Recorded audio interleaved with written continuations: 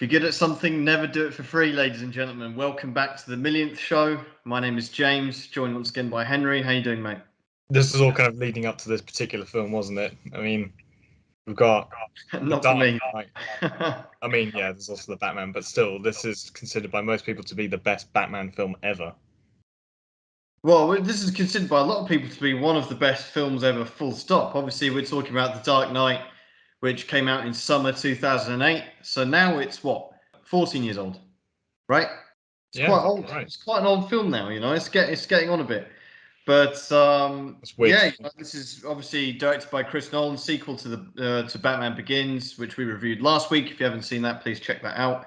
But yeah, this is one of the iconic films, in cinema history for a lot of people. I believe this is either second or third or fourth on IMDb's It's third. top 50. It's got 9 rating out of 10, which is, significant. I believe only Shawshank Redemption and Godfather's above this. Yeah, there was a whole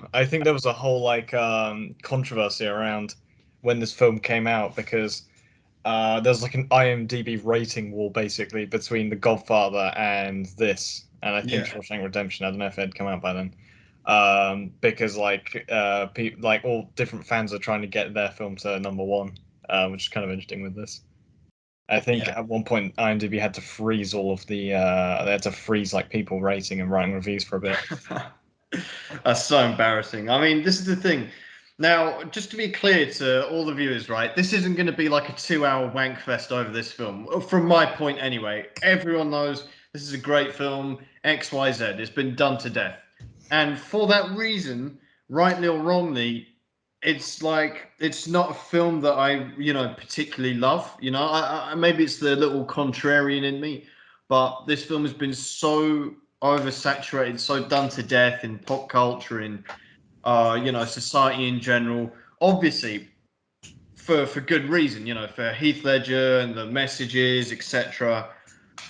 But it has been done to death, and we're going to be, and I think we're going to be reviewing this film. Well, I certainly will, with a critical eye. We're going to try and dive into things that you haven't heard already, because everyone already knows everything about this film, right? So, yeah, everyone especially knows everything about what Heath Ledger did. Yeah, Heath Ledger. Oh, did you know he locked himself in a fucking hotel for a few days? Oh, did you know he messed up his makeup on purpose? Yeah. Oh, yeah. XYZ. It's not to disrespect. It's not to disrespect Heath Ledger, by the way. Amazing job. No. Yeah, rest in peace and all that. But still, obviously he won the Oscar for this film as well. He died, I think, 6 months after it's finished filming, so he never got to see the final cut. But obviously got honoured for it. For his performance, won an Oscar. Another Oscar for this film was won for sound editing. So this won 2 Oscars. It was nominated for 8. Not for Best Picture. Obviously, that caused a lot of controversy as well. And as a result, I think the Oscars opened up Best Film to 10 films now instead of 5 like it was when this film came out. So we can presume that this would have been nominated if it was done, if they had their time over again. I think the film that did win it was Slumdog Millionaire this year. So, I mean, that year, in 2008. Yeah, I think it was. Anyway, yeah, Heath Ledger. Obviously, this is basically the Heath Ledger film, right? This is the Joker film. Now, straight off the bat, from my point of view, I mean, we're going to, go on to rank, obviously, elements within this film against previous ones, but I think it's worth. I mean, obviously, like I say, this is the Joker film, so I think it's worth going into it a little bit, just straight off the bat. How, obviously, for me, obviously it's an iconic performance, and it's an iconic, from Heath Ledger. It's something that's it's widely considered one of, if not the greatest movie villain of all time, right? Certainly super villain. However, for me, I don't really consider this the Joker, right? Now, when I say that, I mean, like an accurate kind of depiction. When someone says the Joker to me, I don't think of this Joker at all. I always think of Jack Nicholson or Mark Hamill. I don't think about this Joker. This, for me, in this film, he's more, when you actually break it down, he's more of a Riddler than a Joker, right? Because I saw this theory and I thought, yeah, that really made a lot of sense to me. It's like, the Joker, right, is insane, and he does these spontaneous things while also being cunning. whilst having no plan, but also, in this film, Joker has absolutely everything calculated. He's trying to mess with people. He's trying to, cause these frictions and social experiment stuff. This is more of a Riddler plot than anything, I mean, obviously he's got the green hair and the white makeup and the purple suit, but take all those things away, he's more of a Riddler than anything. I mean, I don't know. What do you I can think? kind of see where you're coming from there, but like, It's all scheming, and it's I don't feel like this isn't a Joker for me. Obviously, it's a great performance, and it is a Joker, but much like the Joaquin Phoenix one, it's not really accurate, if you know what I mean. I don't really consider this as a Joker. This is just someone's portrayal of a potential Joker, but it's not really the Joker. It's not like, and that's obviously down to Chris Nolan. That's down to the writers and creators of this film, who wanted to go obviously a different direction, because this is the first time in what 20, 30 years. basically 30 years by this. Yeah, By this point, it would have been 20 years. Yeah, there you go. So no one had been, basically, fair play to Heath Ledger, because no one really had no one, whoever was stepping up to play the Joker was doing so in Jack Nicholson's shadow. So and Jack Nicholson, not only a legendary actor but a legendary performance of the Joker. So a lot of pressure on Heath Ledger or whoever was going to play this role, and obviously that's why it was, I think, took in such a different direction to the status quo, which is Jack Nicholson's Joker. That is as accurate as you can want, really, apart from probably killing Wayne's parents, but still, it's an interesting route they went down with this. Yeah. And as well, like how many times have you seen this film? Me personally, I think I must. This is I've seen basically it your once first or twice. full viewing of it, right? No, I've seen it once or twice previously, but those were when I was like maybe like 4 or 5 years ago. This time, having seen Batman Begins last week, I Yeah. kind of picked up a lot of things from this. Like, it's like I was watching it blind, like the times before. Like I did, there's so much stuff that I didn't pick up on. But one of the things that always gets me is I always forget that it opens with the bank robbery scene. Oh yeah, I mean it's got. I mean the thing is, this film is what as well, like 2.5 hours long, and it goes by like this. This is I've seen this film I think one too many times by now. I watched it yesterday again. I was like, I just I kind of half watched it, to be honest, because I've seen it that many times. And to be fair, I think the first time I watched it was about 10 years ago. When we was growing up, and me and my mates started getting into films. This is one of the films you had to watch. And obviously, when I was growing up, The Dark Knight Rises was just coming out, so I had to watch this before. I don't think I don't think the first time I saw this, I hadn't even seen Batman Begins. So I was just trying to piece it together. I didn't really understand, and then obviously the more you watch it as you're growing up, it's like, the more you I relate don't think to it it. has that much rewatch value after about 2 or 3 viewings. But obviously, it's just a very well put together film. The plot, the hype moments always get me. Like with the two ferries towards the end, the climax is very well done. And it's obviously full of iconic moments. But I mean, and obviously considered to be as well, the greatest sequel of all time, arguably. I think that's probably fair. I think Terminator 2 is up there as well, maybe. Maybe Blade Runner 2049 as well, but I mean, it is right up there. To be fair, it's very well put together. Yeah, this film also does pull a few surprises that still got me, despite the fact I'd seen it before. In this, you can maybe take a guess as to some, but we'll get to those. No, but with Let's jump into the plot. So obviously, we start off with this iconic opening, which is, I think I'm going to use that word a lot during the duration of this episode. But it starts off with this, with a window, basically just a pan shot of Chicago, wherever they're filming, onto this great big glass building, and then one of the windows explodes, and we get we just basically hearing the Joker theme. It's like that long violin sort of chord. Yeah, everyone knows that. And we just get into this bank robbery scene. So obviously a lot of dialogue, a lot of setups here, sort of just introducing the Joker without us seeing him yet. Obviously, we don't know that he's among them for the start. So and I always like with this bank robbery thing. To be honest, I always like the way it's done. I mean, now obviously having seen it so many times, and everyone's seen this film. Obviously, it's kind of one of them where it's like saying the obvious, but still, it's just worth commenting the way they set it up, where they're just the guy trips the alarm and then the next guy kills him, and then the guy opens up the bank vault and he's killed by the guy who's like and it just goes on and on until there's one final share for the last guy, right? And obviously culminates in the Joker. Guys like, oh yeah, I bet the Joker told you to kill me when I'm done. It's like, no, I killed the bus driver. What bus driver? Bang. Yeah, I mean, I found like this particular part where he says that, where this guy's basically holding him a Joker at gunpoint, not knowing it's the Joker.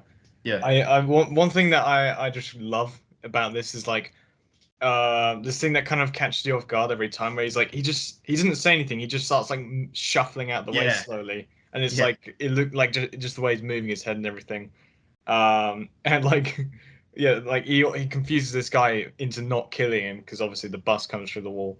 But the funny thing is with that, actually, that was actually really hard to pull off for the crew, because they had to take this bus apart and assemble it inside the building. And then they had to conceal it behind like this false wall that they fired it through with an air cannon. This is the thing. I mean, yeah, obviously this is a fantastic film, but I can't get excited about it that much for the amount of times I have to suspend my disbelief for it, right? Because this is supposed to be like realistic, sort of grounded take on Batman, and there's many moments in this film where I'm just like, that is very convenient. I mean, and this Batman, for example, is just stepping around until the guy's in the exact position and the exact second where this bus is going to come through and plow into him and kill him on impact.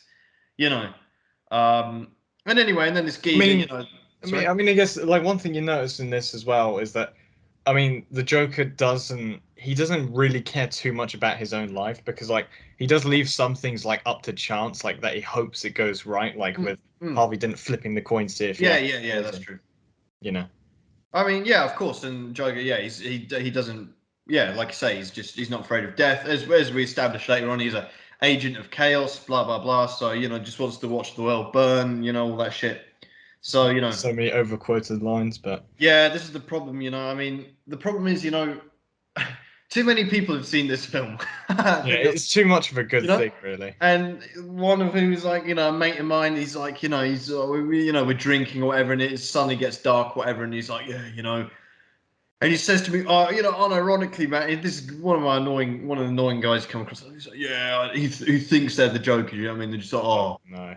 Yeah, I just want to watch the world burn. I'm like, all right, mate. Like, fucking hell. Like, oh man, you're right.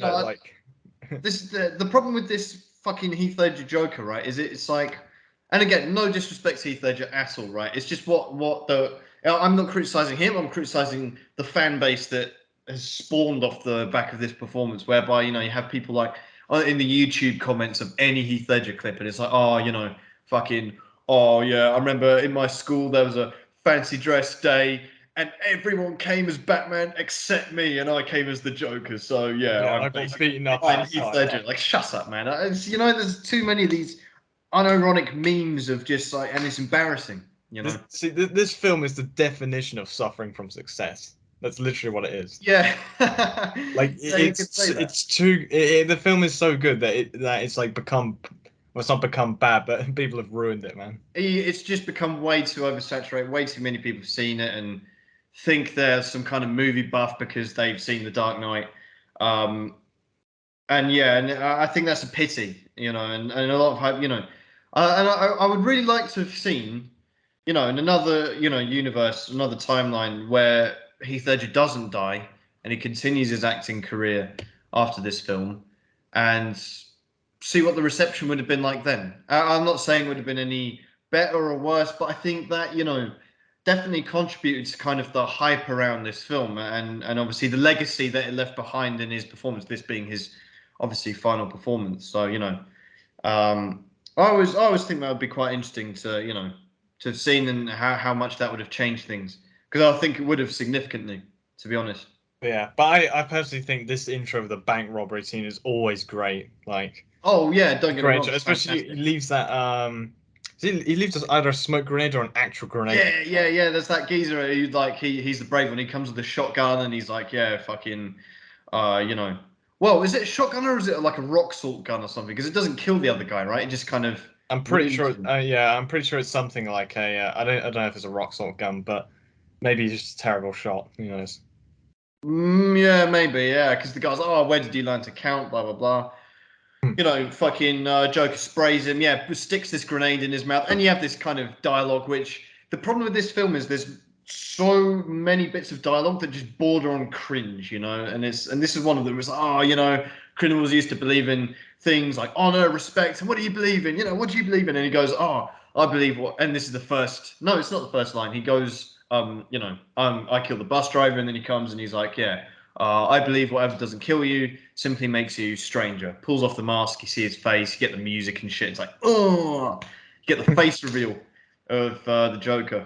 So very well done, I've got to say. I mean, it does give me the chills every time I see it. I'm like, fuck, you know, it's not a face you get used to, is it? Despite, you know, society's best efforts. Yeah, exactly.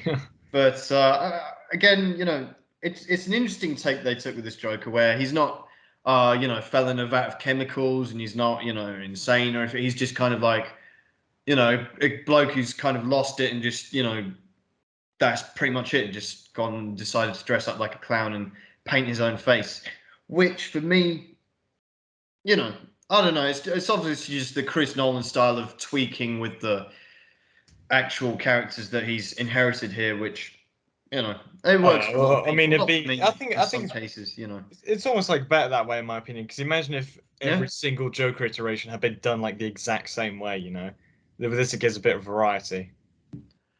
yeah, I know what you're saying, but yeah, I suppose, but you know, same with Batman, then, right? You know, I mean, Batman doesn't, you know, doesn't have to be significantly different. You could just have a different kind of style or angle of take. This is just a completely different character. This Joker. This is, do you know what I'm saying? This is, it's not the Joker. This is more like a just some guy, like some guy that lost it, just like Joaquin Phoenix's Joker. I'm not saying that's a bad thing. It's just different, and for me, it's never going to be anyway. So yeah, he sticks a grenade in this guy's mouth and pulls out the pin, and it's just a smoke grenade or a tear gas or something, right? Yeah, something like that.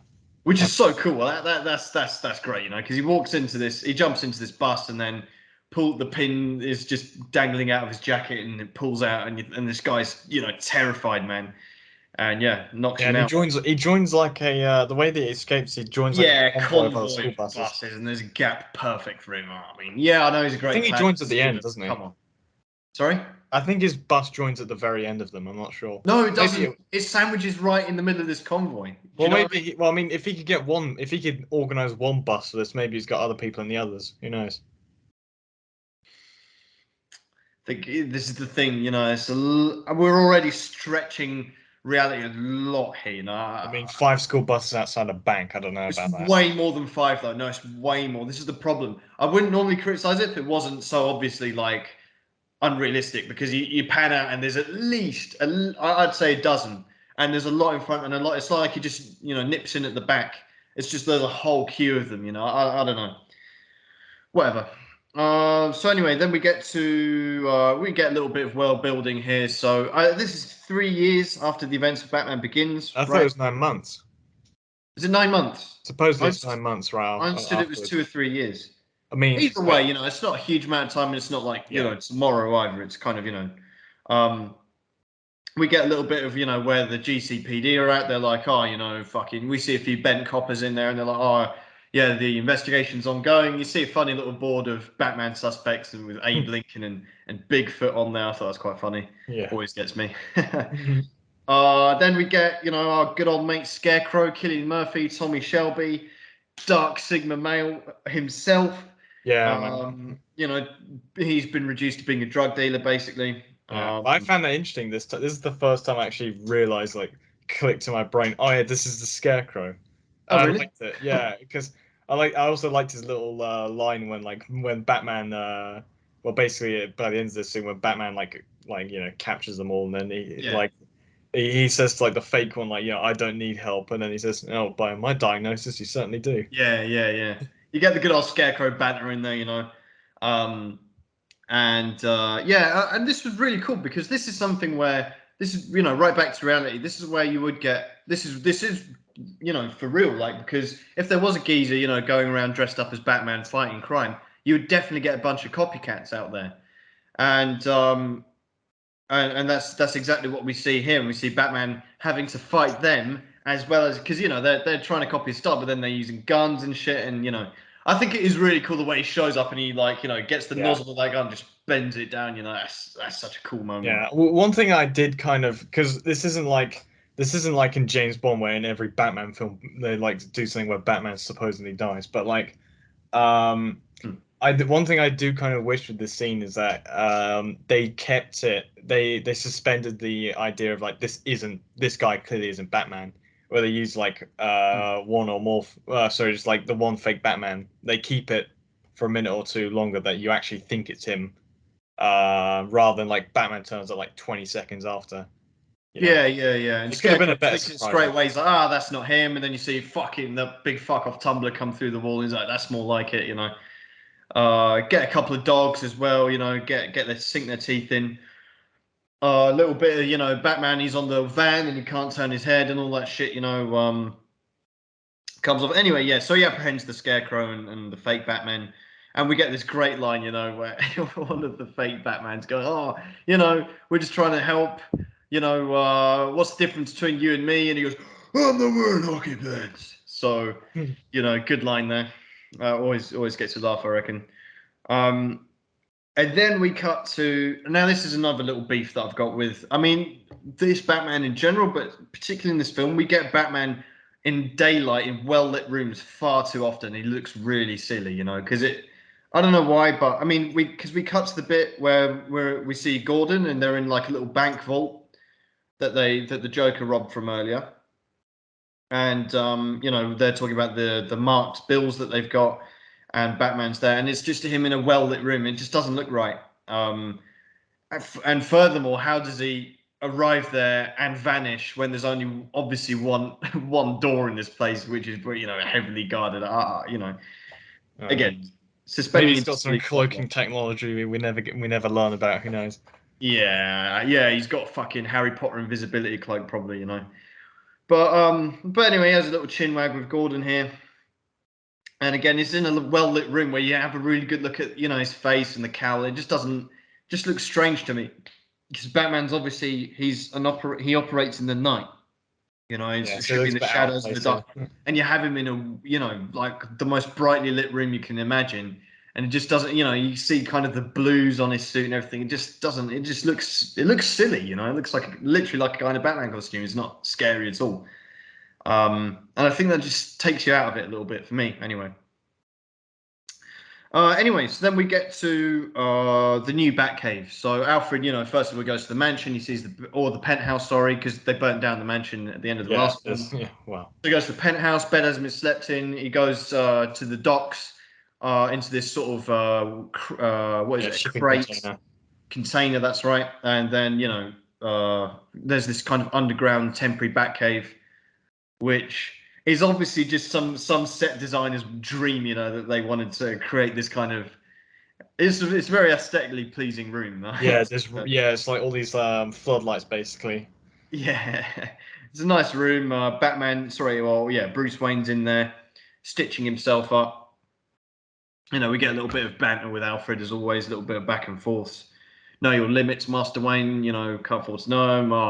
You like to say, I told you so, blah, blah, blah, all that shit, setting things up.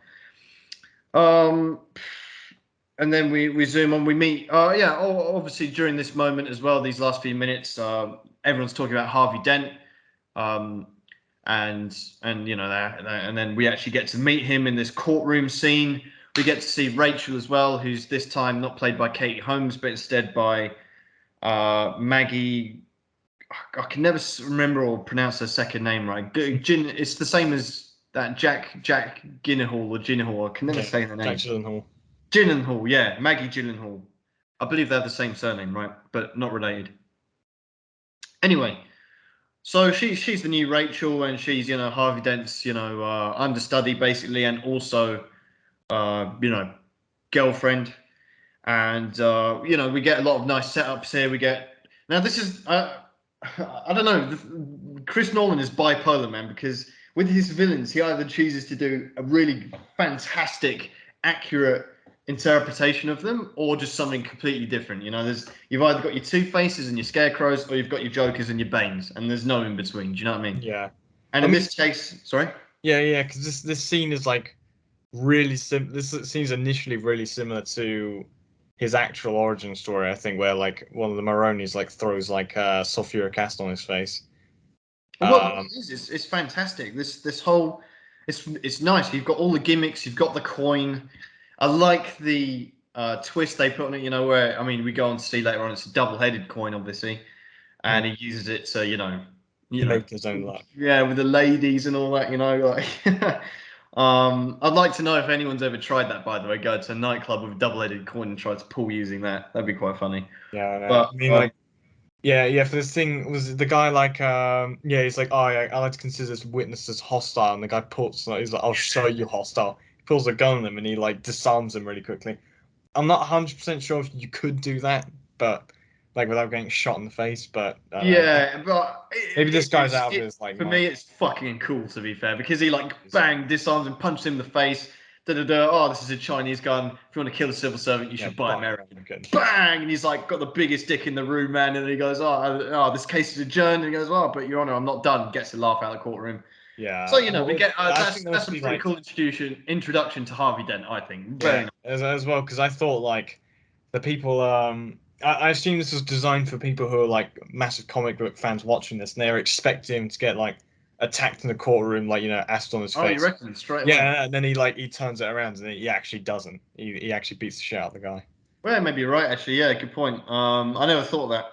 But yeah, I really like this actor for Harvey Dent as well. I think his name's Aaron Eckhart, right? Aaron Eckhart, yeah. Yeah. Conveniently, also was it? There's Yeah, a Eckhart in the 1989 film too. yeah, that's right, that's right. But just pure coincidence. But I really like this, this guy who acts as Two Face. I think he does a really good job. I like it. He's just as he goes under the radar a lot because everyone talks about the Joker with this film, and with all the films, it's all about Tom Hardy or Michael Caine or Christian Bale, XYZ. But Two Face, Harvey Dent for me is as good a villain as any that we'll see in any of these films that we're reviewing. For me, if we were talking about the very elite, top sort of ranks villains of all these Batman films are doing, Two Face is in that bracket for me. This Two Face is very, very good, and needless to say, better than the only other Two Face that we've got in Tommy Lee Jones in Batman Forever. So we can settle that ranking now. I think number 1, Aaron Eckhart. Number 2, Tommy Lee Jones. Yeah, number 7, Tommy Lee Jones. Yeah. But anyway, so Harvey Dent, we're still getting to know him, and he goes and has a chat with Gordon as well. And as much as this is a joke film, actually, really, this film is following the events, the rise and the fall of Harvey Dent. Basically, this whole film is in reality the whole plot from start to finish. Around him. Yeah, it revolves around Harvey Dent, around Two Face. But anyway, he goes and has a chat with Lieutenant Gordon at this stage. And we get a little bit of foreshadowing where you see in Harvey Dent's office that some of the books are wonky and some of them are straight. Gordon, Gary Oldman, mumbles half of his lines. I don't know. He's such a good actor, and I don't know why he insists on doing it in these films as Commissioner Gordon. But he's just like he like mumbles half of his lines. He's inaudible. I don't know why. But anyway, so we get then we go to Wayne Enterprises boardroom where we meet Lau. We meet we're reunited with Fox. We meet this guy called Reese, and we see Bruce Wayne having a kip during the meeting. So that's always always good. His nightly escapades. Yeah, catching up with that. Reese, Reese is a little prick. He's going there and he's like, oh, this is embarrassing, blah blah blah. Morgan Fox is just like, sorry, Morgan Freeman's just like, yeah, don't worry, I'll look after Mr. Wayne. And basically the next bit is more or less we get to Harvey Dent going on a date with Rachel in this nice fancy restaurant. He's like, oh, it took me 3 weeks to get this place, has to tell him I work for the government, blah blah blah. And we get the first Sigma moment from Bruce Wayne. Brilliant intro. He comes in with this Russian ballet dancer, And he's like, yeah, you know, what's up? And they're like, oh, let's put a couple of tables together. And he's like, oh, I don't know if you could do that here. You know, the beta Harvey Dent. Yeah, of Can't do course. that It's here. like, no, I don't know. I think we can. I own the place, you know. Yeah, they should let us. I own the place, didn't it? Very good. So anyway, they're having a chat about Batman. Quite interesting, actually. You know, I mean, obviously a shit ton of foreshadowing here. We get, but I think it's a very interesting dynamic that you see here because obviously you're seeing Bruce Wayne talking about Batman, but obviously, you know, he is Batman, so he's trying to like act like not be he bait. doesn't care or doesn't know about him, whatever. But then there's also Rachel there who knows he's Batman, and then you've got Harvey Dent there who likes Batman, and then you've got this Russian who's just like, yeah, whatever, just bouncing lines Basically, like, might as off well the other not be in the actors. scene. But yeah, it's a very interesting dynamic, very good conversation. I like it. You know, we get some good back and forths here. Yeah, it's very well written. Very well written, and obviously we get the iconic line from Harvey Dent: "You either die a hero or you live long enough to see yourself become the villain." Yeah. So, maybe my favorite line from the film, apart from one Yeah. other, which Because will. it's like the writing in this film was so good. Like the fact that so many of these lines have been quoted to death. Like, Well, that's the thing. I think that's the real strength of this film. I mean, there's so many strengths of this whole trilogy in terms of the casting, the directing, the score, the cinematography, the plot. Everything is you know, so well done. But I think the writing, especially, is what elevates this film to the status that it's considered at. You know, in the world, basically. You know, where it's just so quotable, but not in an Arnold Schwarzenegger way or anything. You know, like in an actual very meaningful kind of deep way, you know, if we're putting it like that, right? But anyway, then we get to again one of the most iconic moments in this film, maybe the most, right? Because we get this sort of mob meeting. Looks like it's in the back of a kitchen, basically, and you know, it's a mob meeting. You see, yeah, it's not loud and Falcone, is Tifa. it? It's Maroni, whatever, right? And Yeah, all these Maroni's blokes. like the successor to him, basically. Yeah, and you see this Chinese bloke, Lau, you know, he's like, oh, yeah, I'm fucking off to Hong Kong with all your money. Don't worry, I'll look after it. Sure you will, mate. Yeah. And and Joker rocks up, right? He goes, you know, he does his sarcastic laugh. We get a full good look of him because we only sort of not glimpsed him, but, you know, we didn't get to see much of him when he introduced himself. But now we get the full shebang, you know, where he's there and he's like, you know, they're actually talking shit about him before. Oh yeah, he wears a cheap suit. He's nothing. You know, he's not a problem. And then he goes, It's yeah, like, I can tell you this wasn't cheap. You yeah, bought you it. bought it. You know, um, and this guy, one of the gangsters, is like, yeah, what's his name, Gamble or something, right? He's like, Yeah. yeah, I've had enough of this guy. Take him out. And he goes, you Yeah, know, you want to see a magic you trick? see a magic trick, you know, and then he gets the guy, fucking bang, makes the pencil disappear, goes in the guy's skull, man, and you're like, oh shit. So they're all like, they all sit down and I thought that to this day, I'll never forget the first time I saw that. I can't really remember much of my first experience seeing this film because I was about 13 at the time. But fucking, I remember that for sure, man, because it's just such an ordinary thing. I got, you know, pen here, bang, slam that in, and you think, oh, you know, doing that at school or something. Do you know what I mean? Yeah, totally. I thought about doing that to people all the time. Yeah. But That is imagine that that's as well. such a Just like, good bit. how Like, far would that go in your skull as well, man? Like, probably right to the I back. mean, to disappear the whole thing, it basically go right through your brain. That's grim, innit? Imagine that. Great. I mean, what an execution method there by the Joker. Surprised I never saw that before in a film, to be honest. But obviously, Joker got to corner that one. So anyway, so then he gives them a whole speech about, yeah, we've got to kill the Batman. That's the reason you've all become a bunch of pussies. Yeah, that's why you won't go out at night. You know? Yeah. Did your balls fall off, etc. And they're like, oh, well, why don't you do it then? And he goes, well, if you're good at something, don't do it for free. So obviously, iconic line. That is probably my favorite line from this film. If I had to really pick one. Great response to such a question. Yeah, and if we have to go through like a Joker quote that I do find that I actually agree with unironically, it would be that one. That is Yeah, the fact that also that one hasn't been mercenary quoted as way. much. Yeah. Go on. No, I was just saying that one hasn't been quoted as much, which I feel is why it's like, you know, probably because you can't say, oh, he's just like me by saying that. It's just it's just a good line in general. Not like Oh saying, yeah, exactly. "Oh, I love to like kill people for fun," you know. Yeah, yeah, exactly.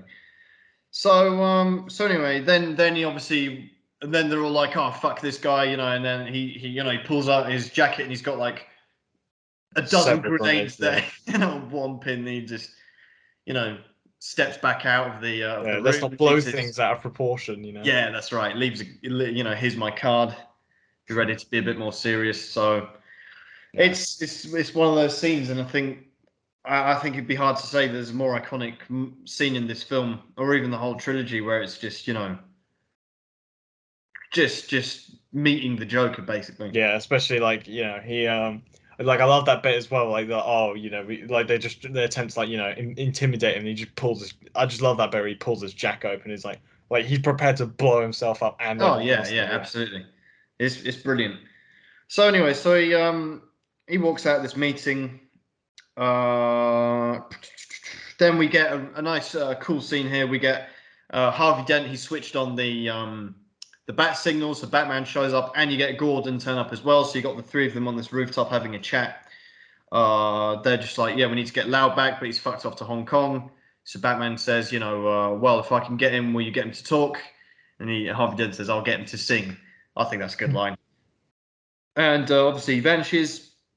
And I don't really understand how Gordon, a seasoned detective police officer, isn't noticing Batman disappearing every time. You'd think by this point you sort of Yeah, he keep probably an like eye on set a him, camera up somewhere or like have a guy watching, Yeah, have a GoPro on you or something, Yeah, trying. exactly. Like a 360 camera somewhere. Yeah, yeah. But anyway, so basically, then we get Batman. Has a little meeting with Fox and Alfred. They're planning a trip to Hong Kong. They get an alibi which is quite funny because they're like, it's like, he goes to Alfred. He goes, "Oh, how are we gonna explain the trip out to Hong Kong?" And he goes, "Oh, I've got a perfect idea, Mr. Wayne." And it goes, and then we cut to Harvey Dent again being the bait, taking Rachel to this date, and then it's cancelled. You see the newspaper on the wall: billionaire escapes with entire Russian ballet whatever. So Yeah. and then we cut to obviously Bruce Wayne, alpha male on the ship, with all these women bikinis. He jumps off onto this plane that they've hired. Yeah, he's And, got that great bit with Alfred as well. He's like, yeah, he's like, what's like, if I knew something in Russia, it'd be like apply your own bloody suntan lotion. yeah. They all want him. Yeah, and then as soon as Batman jumps off, he's like, "Yeah, turn over." Then I'm getting stuck in. So good old Michael Caine left on a boat with a bunch of Russian models. Funnily enough, actually, it's never occurred to me, but it is kind of a little bit of a nod to the Italian Job, perhaps. Mm. You know? Yeah, perhaps when he's like, yeah, he Yeah, rocks up. This is where he finally gets to enjoy his, gift out of prison. that's right. Um, so anyway, we get oh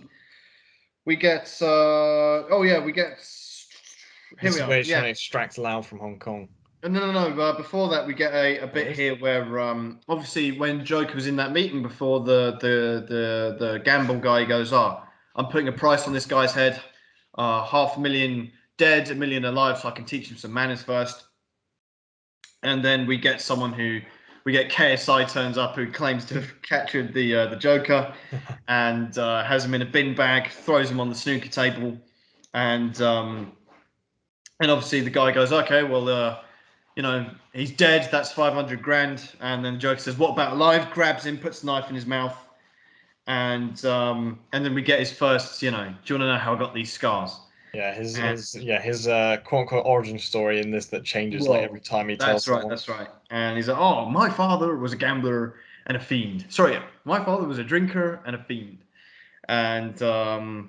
And then he goes on about this, his dad's wife beater, blah blah blah. Obviously, we know it could be true, it could be bullshit. That's the Yeah, whole point. especially when his story changes multiple times. Like, That's right, and that is one cool thing because I suppose you're never supposed to know the Joker's origin story, even though it is kind of that's one of two things. You can either go ambiguous with the Joker and you go, yeah, no one knows his origin story, his real name or anything, which is obviously the route they go down here, or you can go the Jack Nicholson one where it's like, okay, vat of chemicals. That is why he looks the way he is, which yeah, kind of makes a bit more sense to me, but I don't know. I don't know. I mean, why else would you choose to look like that? No one would choose to look like that. You know what I mean? But anyway, so he goes on about this so-called origin story. There's a bit that confuses me here because obviously the climax of it is, he cuts the guy's mouth, right? Gives him a Chelsea smile, but that apparently kills him silently. The guy's not screaming. It's like, he just drops to the ground like a sack of potatoes. I don't know. Really, I mean, yeah, it's done for dramatic effect, but it doesn't make any sense at all. Yeah, maybe he's got one of them like not like a vanishing blade, but like a blade that extends even further. Who knows? Still wouldn't kill you, would it? It'd just, give you gum damage at worst. Maybe take out one of your teeth. I don't know, but it's I mean, not. he has so many knives. He's bound to have a gadget or certain one of them. Yeah, but still, all he does. No, but clearly, all he does, he puts a little blade in his mouth and then just cut. Literally just gives him a Chelsea smile. Probably cuts an inch or two up, and then that's it. That wouldn't. First of all, you'd be screaming, at the pain, and I don't know.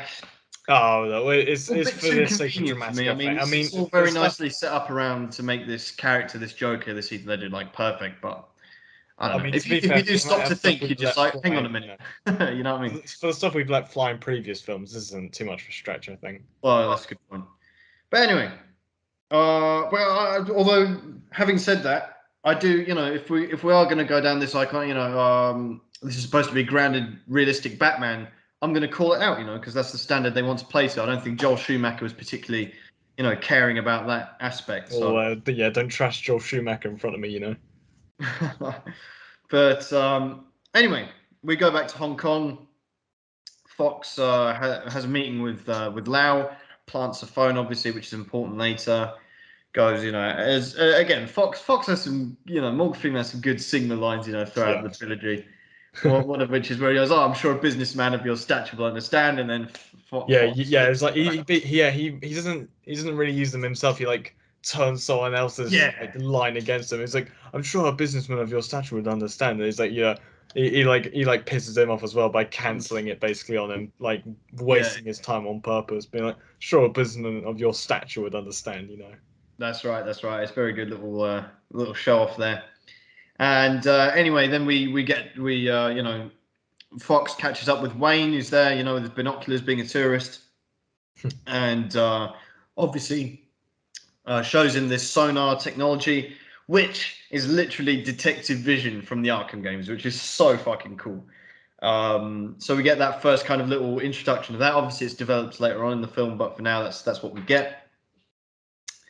And then we get one of the best shots in the whole trilogy, I think, which is where we basically just get a skyline of Hong Kong, and then we get onto the top of one building where Batman is. He's like with his mask off, he's suited up, ready to go.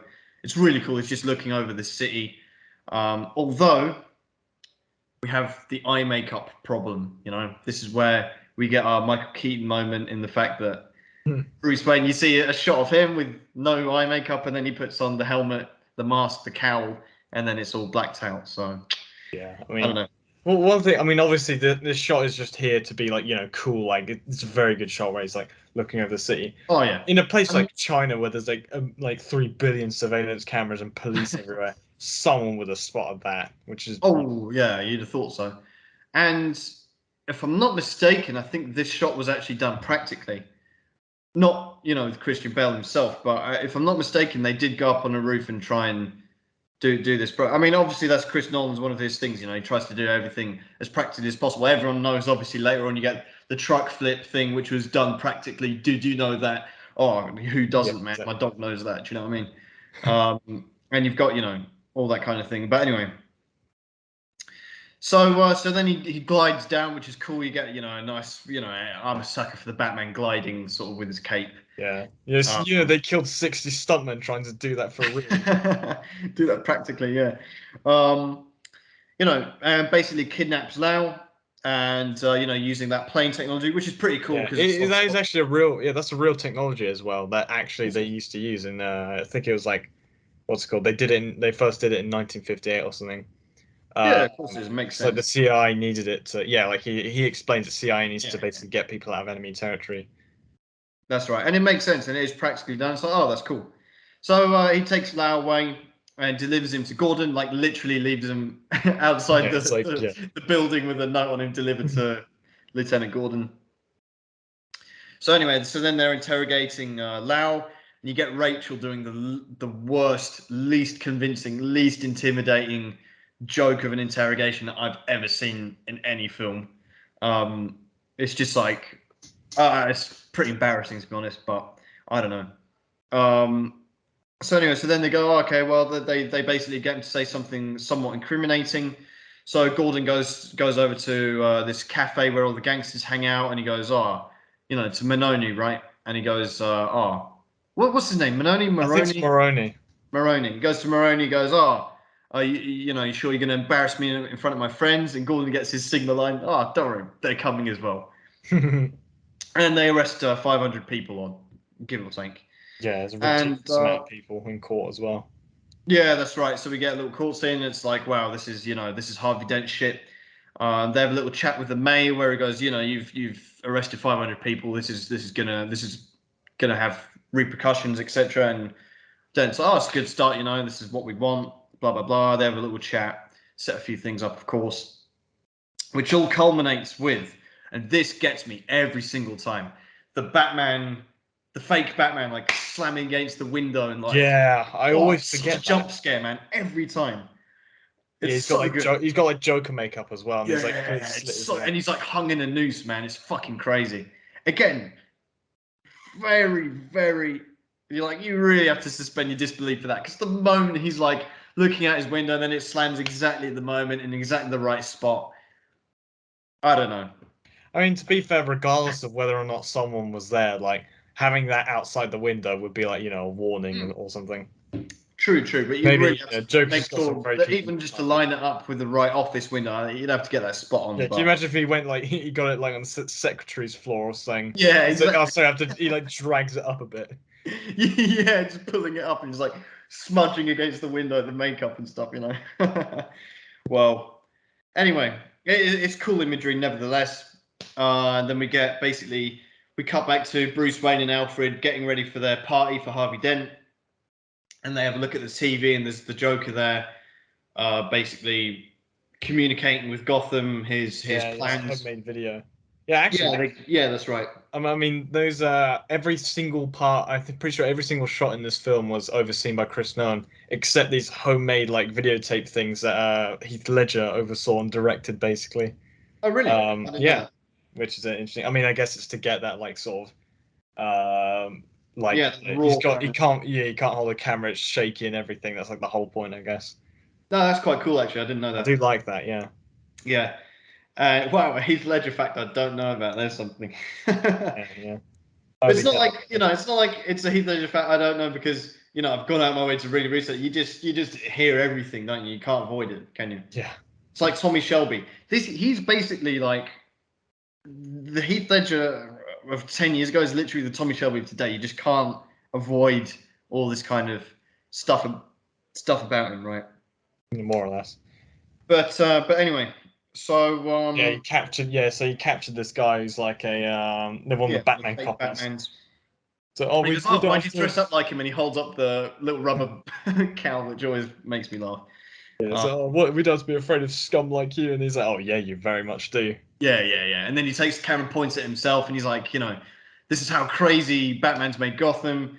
Starting tonight, people will die. Unless Batman does a face reveal. So you better hope, Henry, that no one ever puts this threat out for you, by the way, Yeah, no, I'm fucked, man. Like there's several world governments after me at this point. Yeah, man, witness protection, no one even knows what your skin color is. Even I've never seen you, right? So, my own brother. Definitely not. Yeah, just ignore last episode where I'm sat opposite you. Yeah, better hope that we never get our own Joker that, puts the word out for you, man. You know what I mean? But God. anyway, better hope you have a Harvey Dent that takes the fall for you, but we'll come to that. Anyway, so Bruce Wayne's like, oh, okay, well, good to know. And basically we cut to the actual party itself. It's in full swing. Bruce Wayne does a Sigma, or actually Alpha entrance, on Yeah, his helicopter helicopter man with around the three back. women, looking It like does business. look slightly awkward in the fact that he's got his arms around two, and there's like a one to the side. I was like, why? That always irks me, man. You know that every single time I'm like, oh, I feel a bit bad for that one on the third one. Do you know what I mean? But at least even it out. If you're gonna, you either have 2 or 4. You can't have 3. Yeah, it's like there's being a side piece, then there's being like an extra side piece, you know. Yeah, the side hoe, man. You know that's like the side hoe. Do you know what I mean? Yeah. But anyway, he does this cool entrance and does a speech for Harvey Dent, and basically during all this, and then he has he catches up with Rachel.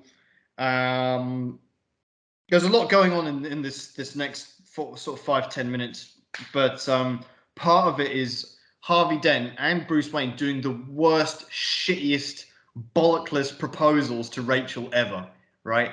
Because they're both effectively trying to they're both fighting over. They both want to marry her, right? They're both like obsessed with her for some reason. I don't know what's the big deal. Yeah, me neither, to be honest. She's got Batman and Harvey Dent by the balls, but I don't really understand it. But anyway, they're both obsessed with her.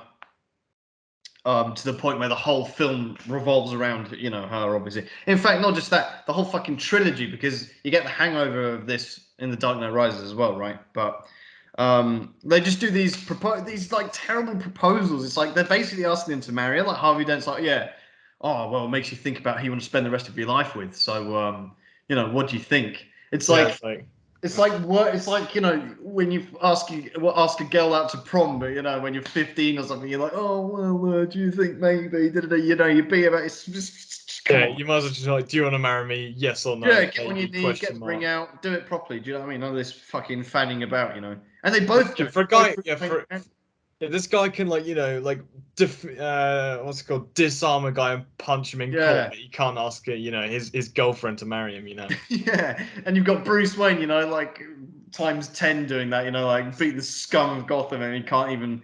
He's like, oh yeah, you said one day about we could be together if Batman's no longer needed. Well, now that's happening, so yeah. Yeah, that's it. That's his proposal. Anyway.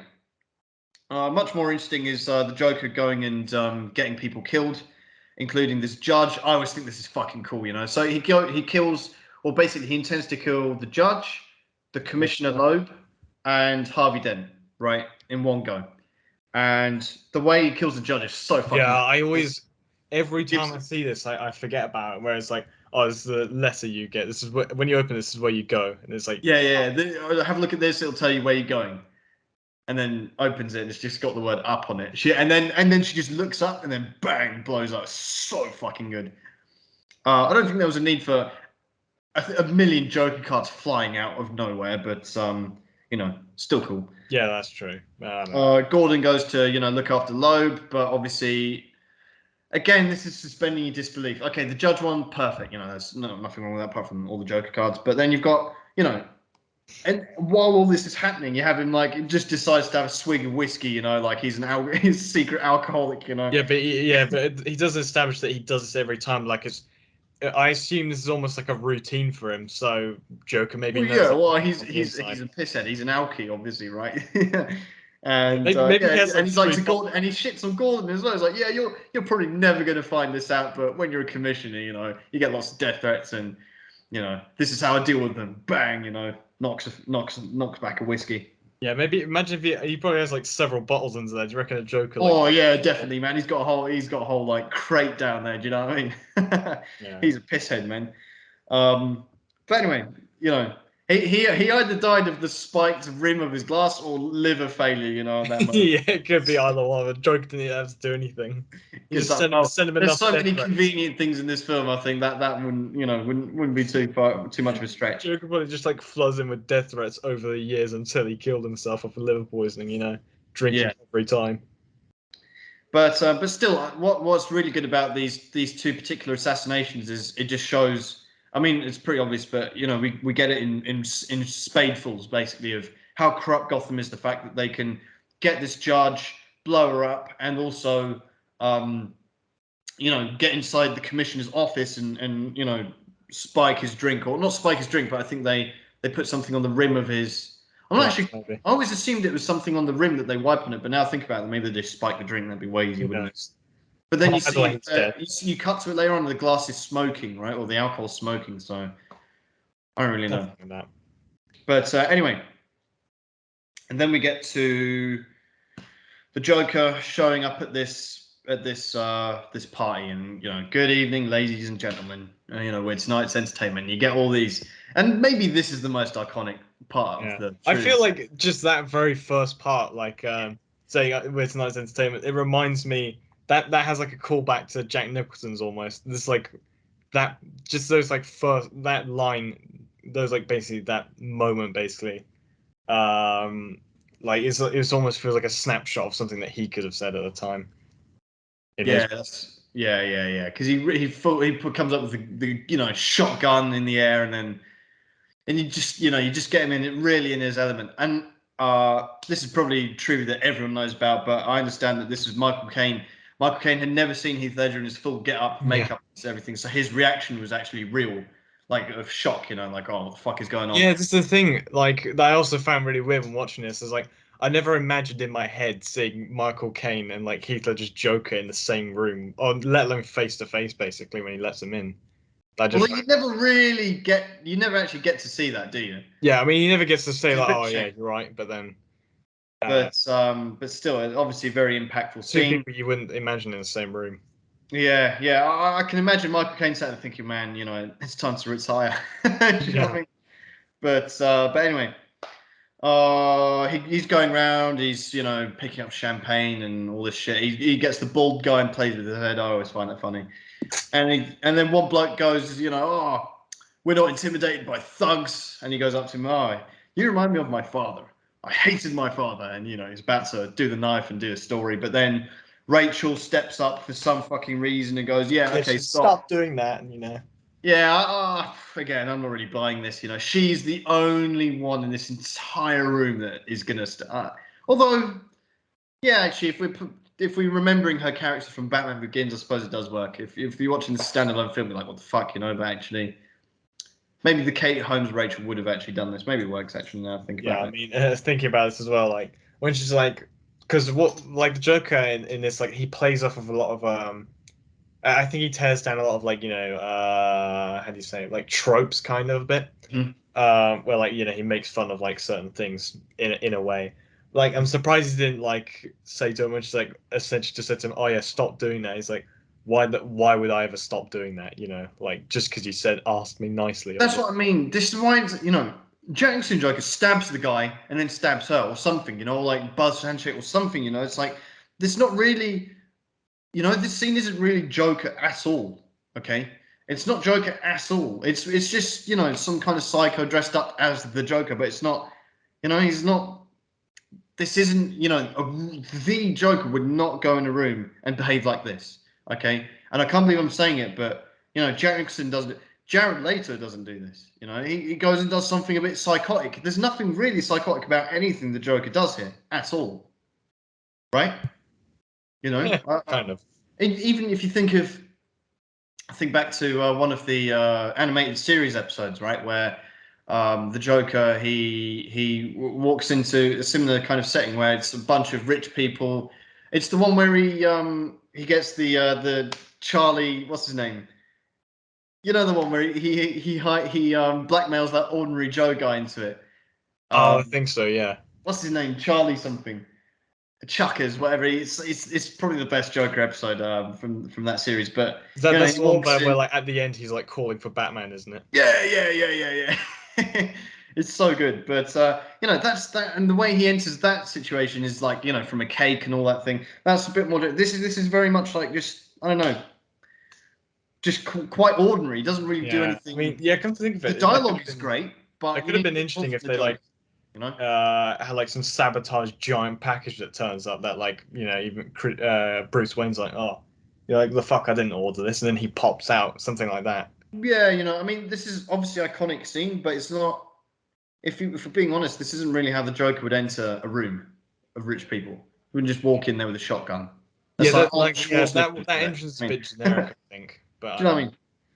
But anyway, It's not a bad scene, but it could have been done better. No. I'm not saying that. It's an iconic scene. It's fantastic. But is it just? I mean, you compare that actually to an earlier scene where he walks in the room with the mobsters and he's doing very much jokes. So kills the guy with a pencil, grenades, all that shit. You know, a few jokes, a few one-liners. Very good. This is, and obviously we never actually see him exit the room, right? Because I'm just going to skip forward and then come back to it. But you know, when this scene is over. Yeah, he's just sat around there. What does he Yeah, do? what does he do? Whether he just leaves quietly? I don't think so. But Yeah, I don't understand that either. Is it because he was just like, he's going to stand around being like, oh, like his whole thing was to kill Harvey Dent. Let's skip Harvey to Dent's in the because we building get still. obviously he's giving a another scar story to Rachel. He's like, oh, you know, my wife got cut up by the mob, and you know, I wanted her to feel okay. It's like, you know, when someone gets leukemia, so everyone shaves their head to like make him feel better. So he's basically equivalent of that with his wife. He's like, yeah, I cut my own face up so she would feel better about herself. Um, and then and then she's like, you know, basically knees him in the nuts, and he goes, oh, a little fight in you, I like that. And then you love me, and then fucking has a little fight. Very nice. We get a little fucking nod to From Russia with Love, where Joker. Yeah, that's the immediate. I thought it was Rosa Klebb knife out the shoe. Literally, and I, you know what my biggest fear is? The fact that people watch this film and think, oh, the Joker coined that, came up with that. Oh yeah. You know, I'm sure that happens. I'm sure that happens. Oh, if someone saw a knife shoe, 9 people out of 10 would go, "Oh, the Joker." They wouldn't say, you know, from James Bond, unfortunately. But whatever, it's still cool. Sometimes. Yeah. And then anyway, Joker dangles Rachel outside the window, and Batman goes, "Oh, let her go."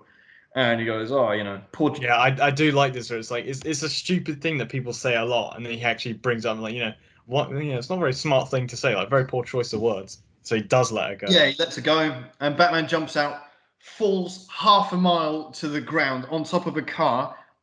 Doesn't even wind him. Doesn't even wind out. He's wearing armor.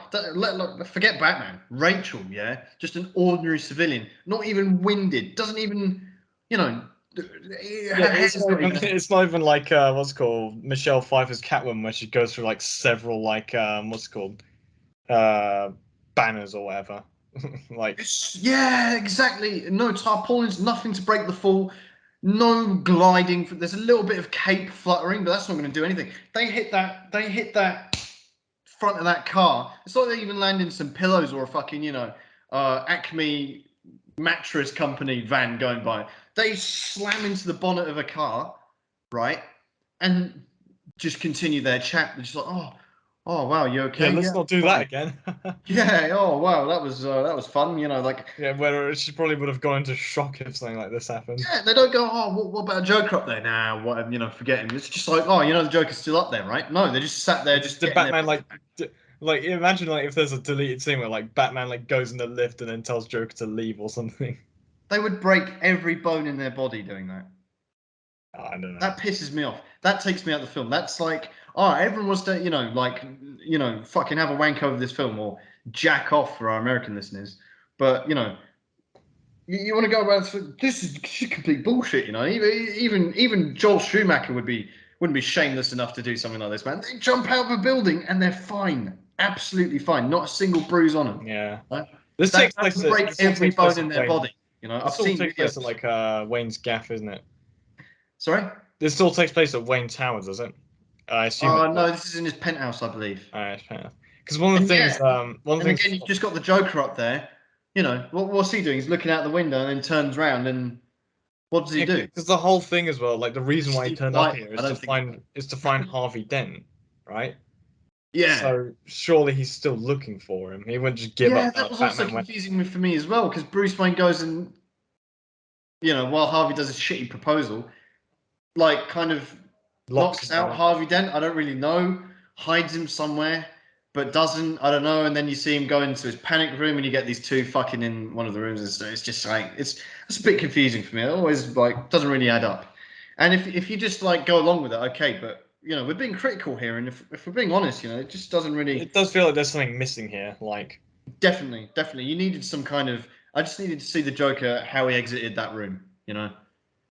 But whatever. Yeah, or if he like he clearly gave up like what caused him to. Maybe the police turned up or something. I don't know. It's strange, you know. It could have had a bit of my Alfred Joker dialogue or something. I don't know. I've never heard that there's a deleted scene of anything like this. So So like imagine if there was like then like there needs to be something that fills like a minute or two that just it just answers those questions. I don't know. I don't know. I think it's a fantastic scene, but there's some very big question marks over it. You know what I mean? yeah. But anyway. So then we go back to the Batcave, or the new sort of temporary Batcave, and Alfred basically, Batman's trying to figure out who the Joker is, and Alfred goes, "Oh, well, maybe he's like this guy I met in Burma back in my army days, whatever." And we get a bit of Alfred origin story, and he tells a cool sort of wartime story about this guy who nicked some jewels from Steals a some lot of robbers like and then jewels give from them to people. kids and doesn't care because some people can't be bought, bargained, or bullied with. Some people just want to watch the world burn, and you get that line. Michael Caine delivers that so well. It's brilliant. It's a brilliant bit of dialogue. Yeah, so good that Culminates in everyone that. quotes it. Yeah, I mean, you never hear the end of it, but still, it's Michael Caine. I can never get tired of him. Um, so anyway, we get that scene, and then we get basically Batman shows up at. So then he's on this rooftop and he overhears someone talking about, "Oh, go to this building, you'll find Harvey Dent." There's two police officers with Thomas Harvey and John Dent or whatever, I don't know, some bullshit. And he goes and digs a bullet out of the wall. This scene was always a little bit confusing for me. I'm kind of like, okay, this is just one of them. They just inserted it in the film just to get from A to B. I think it doesn't really. I don't know. So he digs a bullet out of this wall somehow and analyzes it. So I mean, I think the whole point of this is just get us from A to B, and also have Batman do a little bit of detective work. Takes the bullet back to the Batcave, shoots it with different guns or something like that. He's trying to recreate the bullet pattern, reassembles the bullet. I don't know. Yeah, so you have the exact Oh, fingerprint that's that was right. original on it. This is really, I think, a bit stupid because he gets the fragments of the bullet, reassembles it, so you can see the fingerprint on it that pushed it into the clip. I don't know about that. I mean, even modern police forensics, I don't think can do that. But I think that's a bit too far. That's I a bit. mean, I guess it was just to show off like some cool, like the scene in the temporary Batcave where they're shooting like all those things Yeah, and definitely. have a It's little just bit of like detective work going on. yeah. But really, I No felt like chance. they could have done They something a could bit have probably like done a better job of that. But anyway, use like any other bit of evidence that maybe they would have left, yeah, perhaps. they could. Anyway, 'Cause whatever. it's not like the Joker doesn't deliberately leave evidence half the time anyway. So Exactly, and this is like this is what makes it more of a Riddler than a Joker. You know what I mean? This is what the Riddler would do. I mean, I don't know. So then we get okay. So then we get a little scene here where Reese, Mr. Reese, that guy from earlier, he tries to he basically figures out who Batman is. Okay, he figures out Bruce Wayne is Batman. Okay. Now this is again just something in this film where I'm like, come on, because he goes to Fox to obviously blackmail Bruce Wayne or Fox or whoever, right? He's like, I want $10 million a year for the rest of my life to keep quiet. And Morgan Freeman goes, oh, so you think this guy you work for is one of the, he's secretly doing this during his nights, beating everyone up, and your plans to blackmail this guy? Yeah, good luck yeah, with one that. of the Reese most goes, powerful oh, okay. people in like Gotham slash the Yeah, world. and that is enough for Reese to go quiet, but I'm not convinced.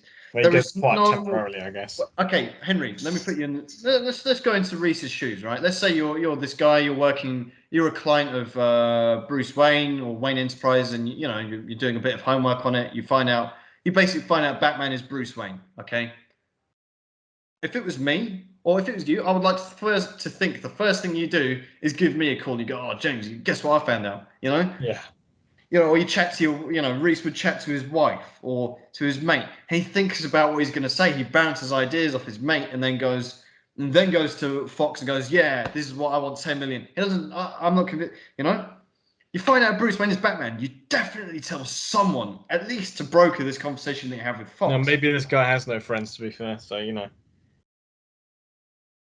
Well, yeah, that's been very. And also, he's trying to preserve. But I mean, assume in order to get this 10 million a year or whatever he wanted, like he would well, have to he act goes on the piss legitimately. later on in his life, and he tells someone in the pub, oh yeah, guess what? I know Bruce Wayne's Batman. Surely that he doesn't keep that to himself, no matter what. I don't care what threats or bullshit. Even before that threat is made, he definitely. But he has to build up to have that conversation with Lucius Fox, right? You're telling someone Batman is Bruce Wayne. You think about it and you bounce a conversation, you rehearse that or Yeah, but something. I think the point is like the only value he has basically to offer is his silence, and by legitimately keeping silent, he can actually get that 10 million a year, which I think is the But point here. he's obviously Morgan Freeman just shuts that down straight away. Yeah, afterwards he does, but But yeah, I suppose maybe. But still, I think I'd but find it then very that by he the keeps time it to like later himself. on when he's on TV saying, "Oh, I'm gonna Yeah, reveal yeah, his that's, identity," then maybe he's like he's doing that in order to put pressure on Fox. yeah, yeah, Yeah, maybe, I maybe, will maybe. do it if you don't pay me to keep silent. Yeah, but that obviously backfires. But before we get to that moment, we basically get to the funeral scene. So Commissioner Loeb obviously is dead.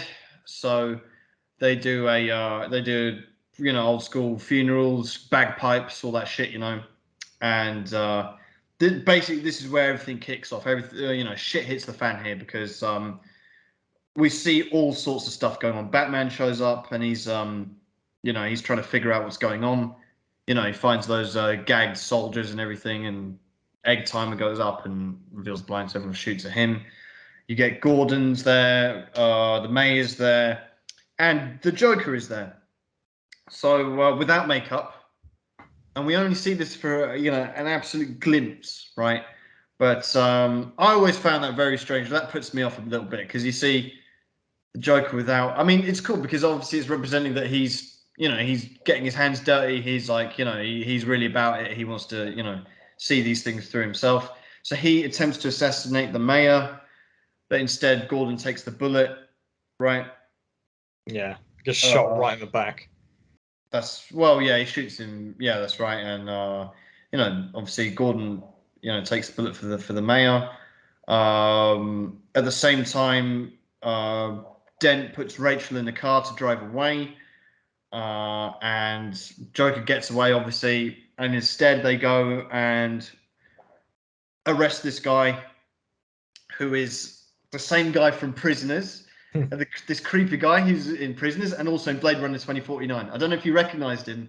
God, man, I'm terrible at recognizing actors, man. I don't Dude, even but this recognize guy, I Jeffrey don't know his Wright. name or anything like that, because he basically more or less plays cameos in each of these three films that I recognize him from. But he always plays the creepy guy, this weird guy, in Prisoners and in Blade Runner 2049 and in this film. He's like the unhinged kind of strange, like Italian looking guy, man. He's like, always the creepy sort of weirdo. He plays this role so well. He's almost been typecast because, like I say, he does exactly the same thing in Prisoners and Blade Runner 2049. Two of my favorite films, by the way. I don't know if we'll ever get to talk about them on this show, but if I can think of a way, we'll do it one day. But anyway, Harvey Dent basically drives him off in an ambulance to interrogate him.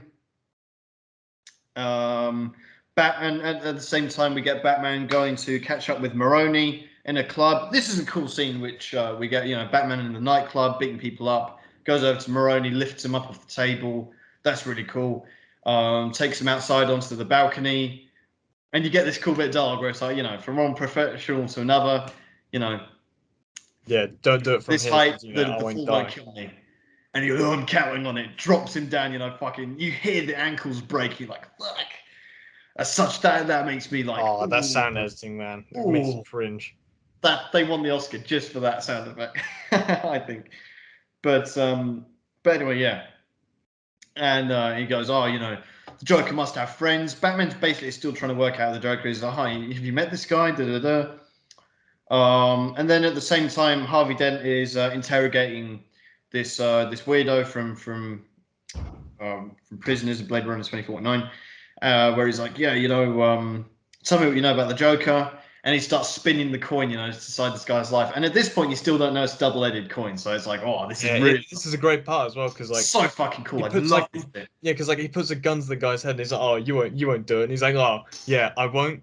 And then he starts flipping the I coin. wouldn't. You go. I love that when Harvey Dent shouts, when Aaron Eckhart shouts, it's so good. I don't know why. His shouting is brilliant. His face when he's shouting, he's like, and he does it, at very choice, select moments, but it's like every time, like fuck, He's very good. I love every scene with Two-Face in this film. Because he's like, his Harvey Dent persona is like, he's like basically like a well manicured, like basically perfect person until like he's proper when Boy everyone's Scout out of sight, he's like goes insane basically at these people. Yeah, it's great. He gets his hands dirty, and he's in this, and the actual location, everything. It's just this, shitty back alley, gritty sort of, with a revolver and everything. It's proper, proper mafia sort of gangster stuff. And this is what, and then obviously Batman catches up with him. He catches the coin, doesn't he? And he's like, yeah, you leave a man's life to chance. He goes, not exactly. Bit of, foreshadowing again. And he goes, yeah, if anyone saw this, we'd be finished. Leave this to me, and you go and do the good, go and do the preach the good word, basically.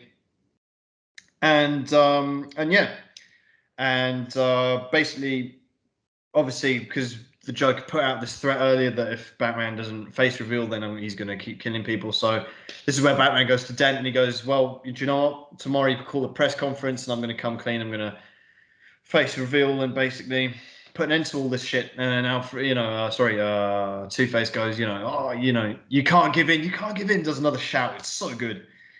But Batman walks off. You see him burning all the shit with Alfred. They've got a furnace in this beautiful looking Batcave as well. For some reason, there's a random 19th century furnace in there as well. Yeah, they all just maybe Alfred decides to bring it in. The last thing surviving. Yeah, that's right. I really wonder why they kept have a great Logs little as bit well. of back and forth. It's like, oh, I suppose they'll take me down as your accomplice. It's like, accomplice. I'll tell them the whole thing is your idea. I love every scene. That's one of the best bits about this entire trilogy. Bruce Wayne and Alfred's chemistry, their back and forth. Michael Caine, Christian Bale's just. I could watch them all day long. I could watch like a whole film of just them two talking. Oh yeah, 100%. So anyway, then we get basically Harvey Dent throws this press conference. Bruce Wayne is there, and they're all going on about and he does this speech. The night is darkest before dawn, but the dawn is coming. Batman's going to answer, but to us, not to this terrorist. Blah blah blah. And they're like, yeah, he should turn himself in. So he goes, okay, you can arrest the Batman. I am the Batman. And it's like, oh shit, because this is the thing. I didn't know whether or not he'd actually discussed this with Bruce Wayne because he's obviously there, but it looks like he's about to step up as well, which is the thing. No, he does. Because and this always gets me, because I mean, probably not the amount of times I've seen it now, but the first few times I saw, I was like, oh shit, because literally Bruce Wayne is just about to step forward, and obviously they didn't discuss this before, right? Because that would involve Bruce Wayne telling Harvey Dent that he is Batman beforehand, which he doesn't. So Harvey Dent's thinking on his feet and goes, yeah, I'm the Batman. And it's I think that line in particular is just so well delivered. I am the Batman. It's so good. And he's like, gets himself arrested. And it's so good. And it just gives us such a great... it's somewhat believable as well that he would be, You can see how invested he is in Batman and what he represents. And, I think that's fantastic. And obviously, Michael Caine explains that to Rachel a little bit on later. But I think that's fantastic, just the way he goes, now the Joker's got to show his hand.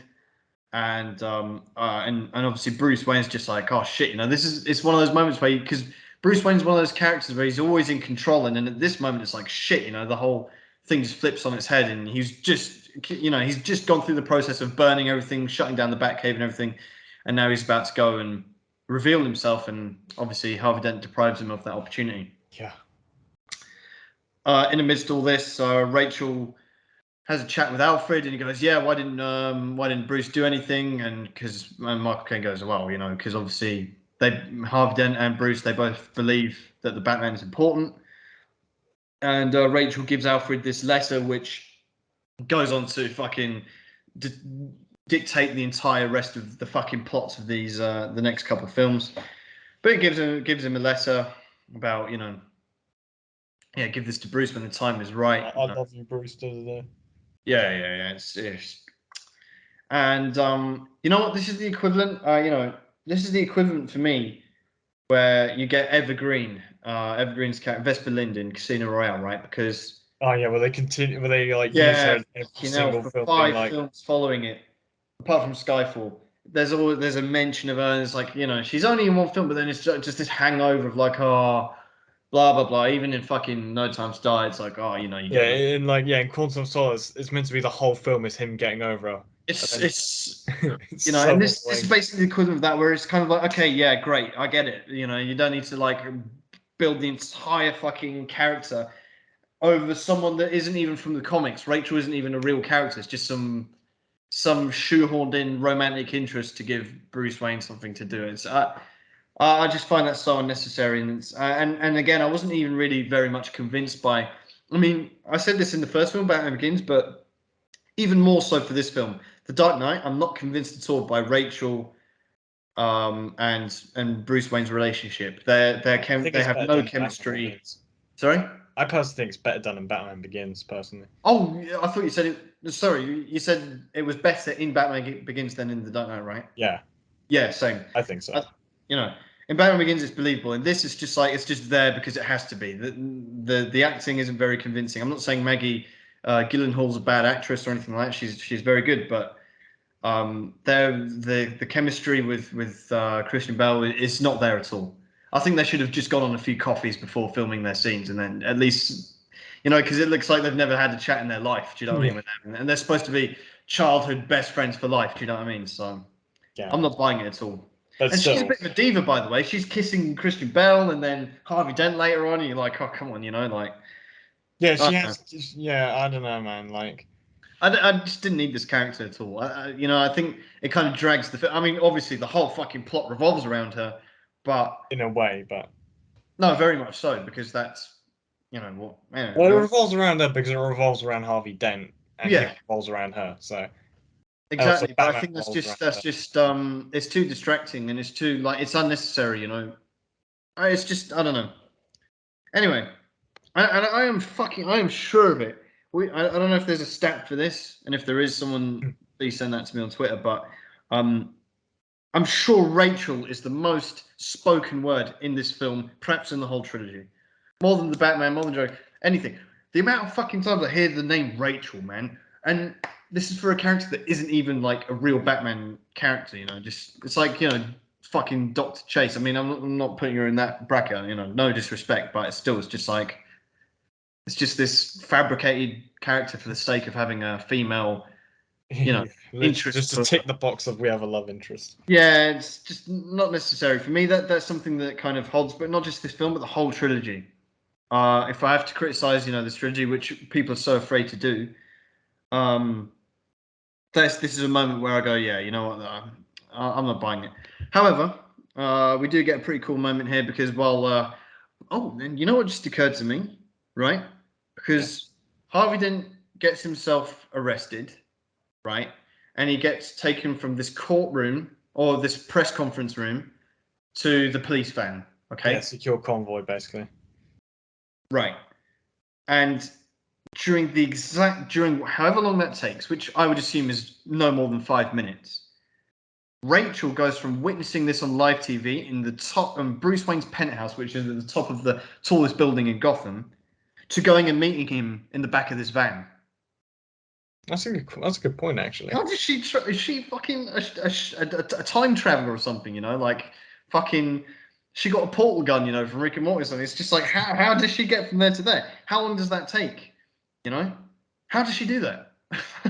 I mean, this is the thing. Like, there's people like you who watch films, and there's people like me who just don't notice this sort of stuff. The thing is, I've seen this film so many times, and I've seen it gassed up so many times, where I'm kind of like, okay, this is where I'm a bit of a contrarian, and I just go, okay, I'm on a mission to try and bring down this film. I want to watch the world burn. I don't want people to enjoy the Dark Knight. So yeah, I'm on a bit of a mission here to kind of. This film is great, but it's not perfect. It's not perfect. It's not the third or fourth best film of all fucking time. People, get a fucking grip of yourself if you think it is. If you hate me for it, that's your problem. However, we do get to a very nice moment here where Harvey Dent throws her the coin and basically reveals that it's a double-headed coin, and she goes, "Oh, you make your own luck." Nice little sign from earlier before. And this is where we get to a really fucking great scene. Now, I've just done a great big turd on this film, but this is where we get like right back into fucking one of the best. It is seriously one of the best action scenes I've seen in like recent times. And you know what? I think from this moment till the end of the film, it's just pure, just like bang, bang, bang, bang, amazing, fucking powerful, iconic, brilliant scenes. Okay, yeah. So I hope like this entire scene. I hope no one switched off this podcast after just had this on, because now we're really getting into the. Yeah, it's like this scene is the reason. Like this is what I was thinking of when I was talking about this Tumblr versus the classic Batmobile. Yeah, that's true. But I mean, this. I think the next hour now. This. I think that at this point we're about halfway through the film. We've got about an hour left, and there's so much still yet to happen. Right? We've still got the Joker being captured and breaking out, and fucking all the shit, the Two-Face stuff. We've got so much to get through. But from this point on, the film flies by. However long is left, it goes like so quick. And yeah, we get this basically car chase where. I mean, it's such a loose term to give to this scene, but I mean, essentially that's what it is. Yeah, it's like the Joker's picking off like this convoy, like secure convoy of like. Oh, it's fantastic. But before we even get to the Joker, we get this amazing shot of they're in this convoy, and their route is blocked by a burning engine, fire which truck, is on a burning fire engine. Of all things, like if they had a bunch of cop cars on fire or like an ambulance on fire, but a burning fire truck is like the last thing you need to have on fire. Like and it's just obviously it's just the visual storytelling, just a visual summary of the Joker. A fire engine that's on fire. It's just the irony and the cynicism of it. It's just that's basically that's what it's all about, right? And what I like about that particular the way it's filmed is just. You get a couple of glimpses of it from a distance, and then you get one of the police officers like focusing in on it. You see his reaction, and then you get to see a close up of this, and you realize exactly what it is, and you're like, "Oh shit," And then the fact that it also forces them to take a lower route, which means that they're done. That's obviously the plot point of it, but I think the imagery of that is just one of the things that really elevates this film to having the status that it has, because it just has these moments like that, these visual sort of symbols which just really stay with you and really represent something. Although I am surprised it took until 2008 for someone to think of setting a fire engine on alight, but there we are. Joker got to do it.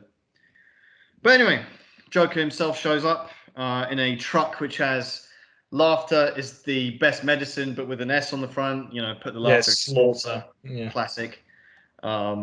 Although I can't help but think of the Simpsons episode where I don't know if you've seen it, but you get it's like Homer's in the woods or something, and he sees like laughter house, and then like the tree blows and it's like slaughterhouse. But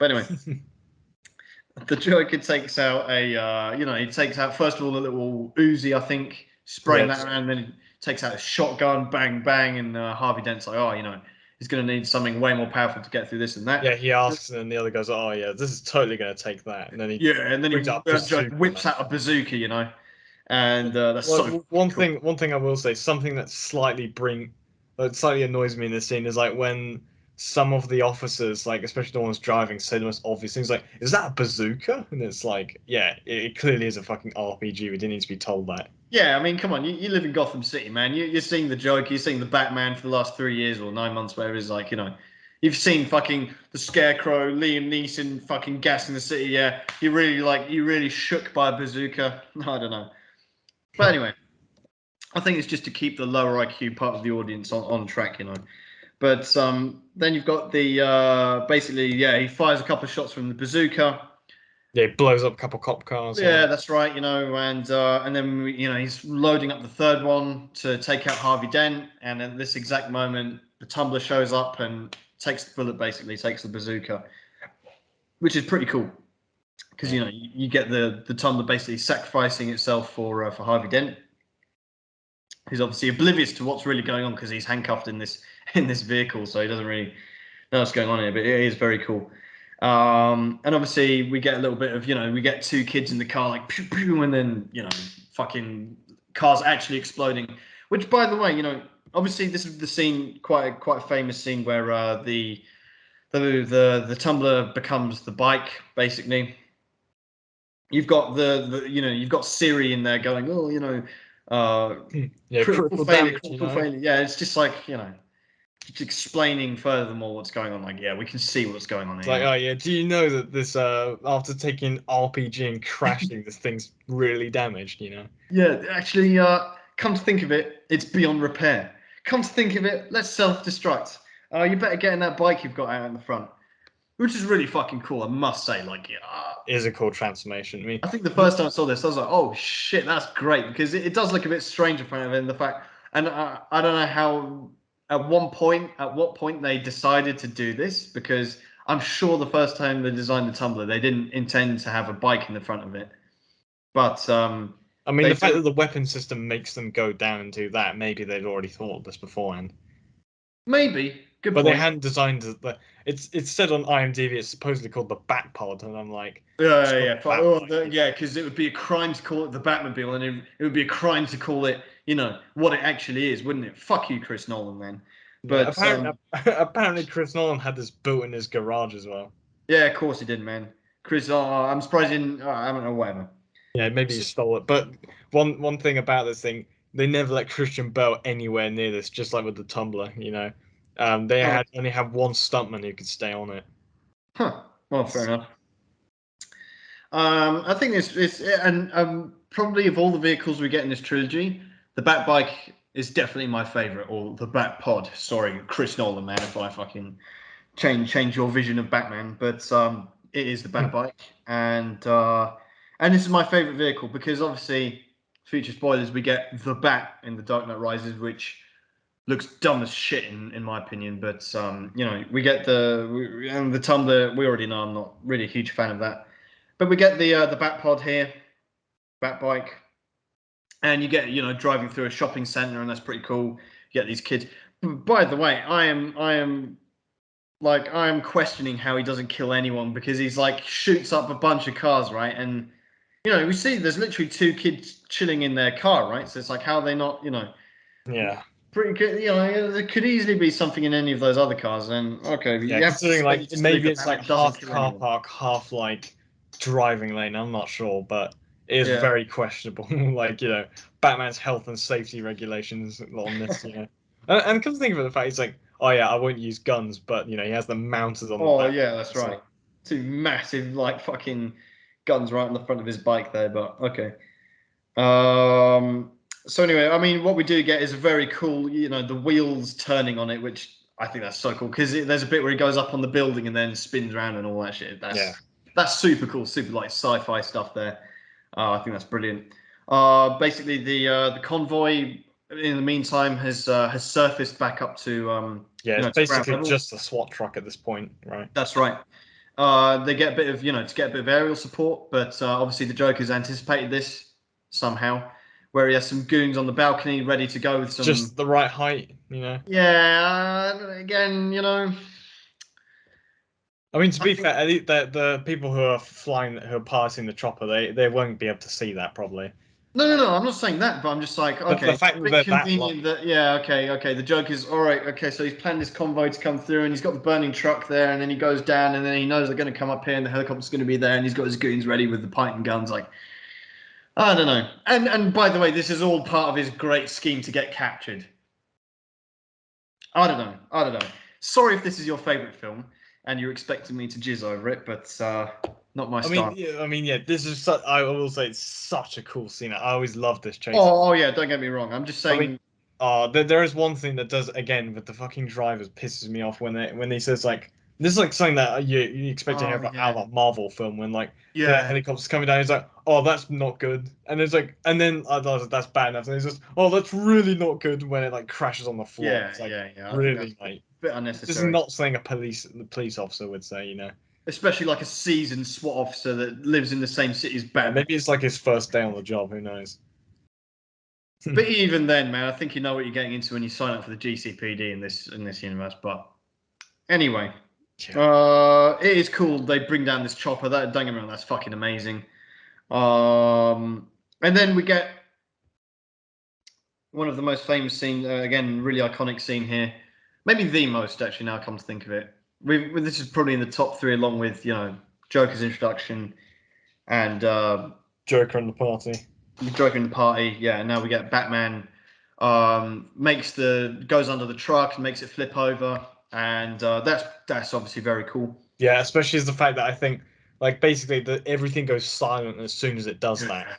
That's great. That's great. You just get to hear like the creaking and everything, and then it just smashes on top. You just hear the wall bang slaps onto the ground. That is super fucking cool. Great audio work in this. Joker, gets out of there without a scratch on him. Obviously, hasn't been crushed to death. No, he hasn't. He's right as rain. He is. He's fine. Batman is going to run him down, and then he goes, starts, he wobbles. He's maybe got a little bit of concussion. He's like, oh, come on, I want you to, come on, hit me. And Batman fucking doesn't hit him. Obviously pusses out, punks out. Play a game of chicken, and he punks out and basically knocks himself out, which is pretty dumb. Obviously, this is all part of Joker's plan. No question about it, because Joker goes to unmask him, and then the police officer gets him at gunpoint, and he goes, oh, just give me a minute here, bang, and then fucking Gordon, he's alive, man, takes off the mask, and he's like, that's the thing. You son of a bitch. So good. When I watched this the last time, I was like, oh man, because when I saw it, I was like, oh, they didn't actually just kill Jim Gordon, did they? And I was like, because I couldn't quite remember if he returned in Batman, in the Dark Knight Rises. Oh yeah. So I was like thinking to myself, oh shit, they actually killed him. I liked it. I wanted to see more of him. I don't know how I've forgotten this, because like. Oh, that's brilliant. That and then when I saw it, it's like, shit! It had like the same effect on me again. Because that's brilliant. I wish I had that thing. This is my advantage. I've seen it so many times. I'm so used to this trilogy. I'm like, oh yeah, I know. It's just nothing really does it for me anymore. But and it pulls a good surprise like that, Oh yeah, that must have been great seeing it the first 2-3 times. I mean, maybe this is my problem a little bit. I don't think I ever really had a full powerful experience watching this film, because I don't think the first time I watched it properly, and I was so young as well. But then also I was kind of like, I just watched it in bits and here and there and from other people. So I don't know. But because we skipped over it before, where Gordon, basically the police go and tell his family that he's dead, and his wife is blaming Batman and all that shit. It's like, wow, pretty impactful. But anyway, Gordon is alive and well. He arrests the Joker. They take him back to back into custody, where he's laying out all his knives, which is a really, really, really, really cool scene. I love this bit. This is probably my favorite bit of this Heath Ledger Joker thing, because he's like putting all his knives down, and they're talking about him. Yeah, he's got no, all his clothing is custom made. He's got no fingerprints, no dental records, nothing. No retinal eye patterns. Yeah, no, urine samples or anything like that. So yeah, how the Joker's achieved that, I'm not too sure, because I don't know. I think back to a film like Seven, where they do that, right? And the John Doe guy, and that's kind of where it shows that would be achievable. But I don't know, and I want to ask you, Henry, actually, what is your theory on the Jokers? Because I've seen so fucking many Joker origin theory stories of Heath Ledger's Joker, obviously. Some that he's a soldier, some that he's whatever. What do you think? I don't know. I haven't actually, despite what you may have thought, I actually haven't read many of these, theories about Heath Ledger's Joker. I kind of, when I come into this film, I just accept it at face value. It doesn't necessarily really matter what happened beforehand, because they don't expand on it much. So I guess they just leave it to your imagination. But that's true. Yeah, that's a good point. It's not really important what happened beforehand. All you need to know is this is how he is. Because imagine if they took half an hour to set that up at the beginning, because then a lot of the best parts about the Joker is the mystery behind his origin story. Because if you spell it out, then it kind of loses some of that magic. That's true. That's true. I mean, it doesn't really with Jack Nicholson's, but that's because it's the comic book portrayal. Yeah, that's the thing. It's funny, there's these two avenues that you go down with the Joker, and I'm kind of just it's dawning on me now, pretty much, where you have the because they're both comic accurate in a sense where you've got, because if you think about the Mark Hamill Joker, right, that's kind of like maybe the most full stop accurate Joker there is, and you never get to hear his origin story, right? And except sort of in the Killing Joke, but even then it's only, you know, that.